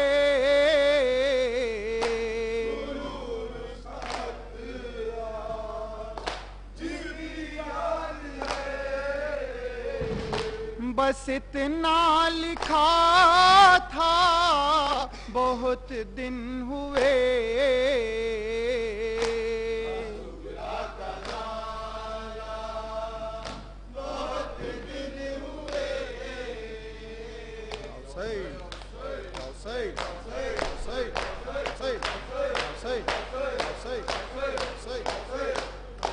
السلام علیکم ابا عبداللہ، السلام علیکم ابن رسول اللہ، السلام علیکم ورحمۃ اللہ وبرکاتہ، السلام علی الحسین وعلی علی ابن الحسین وعلی اولاد الحسین وعلی صحاب الحسین من جمیع شہداء کربلا و اسیران کربلا ورحمۃ اللہ وبرکاتہ۔ نعرہ حیدر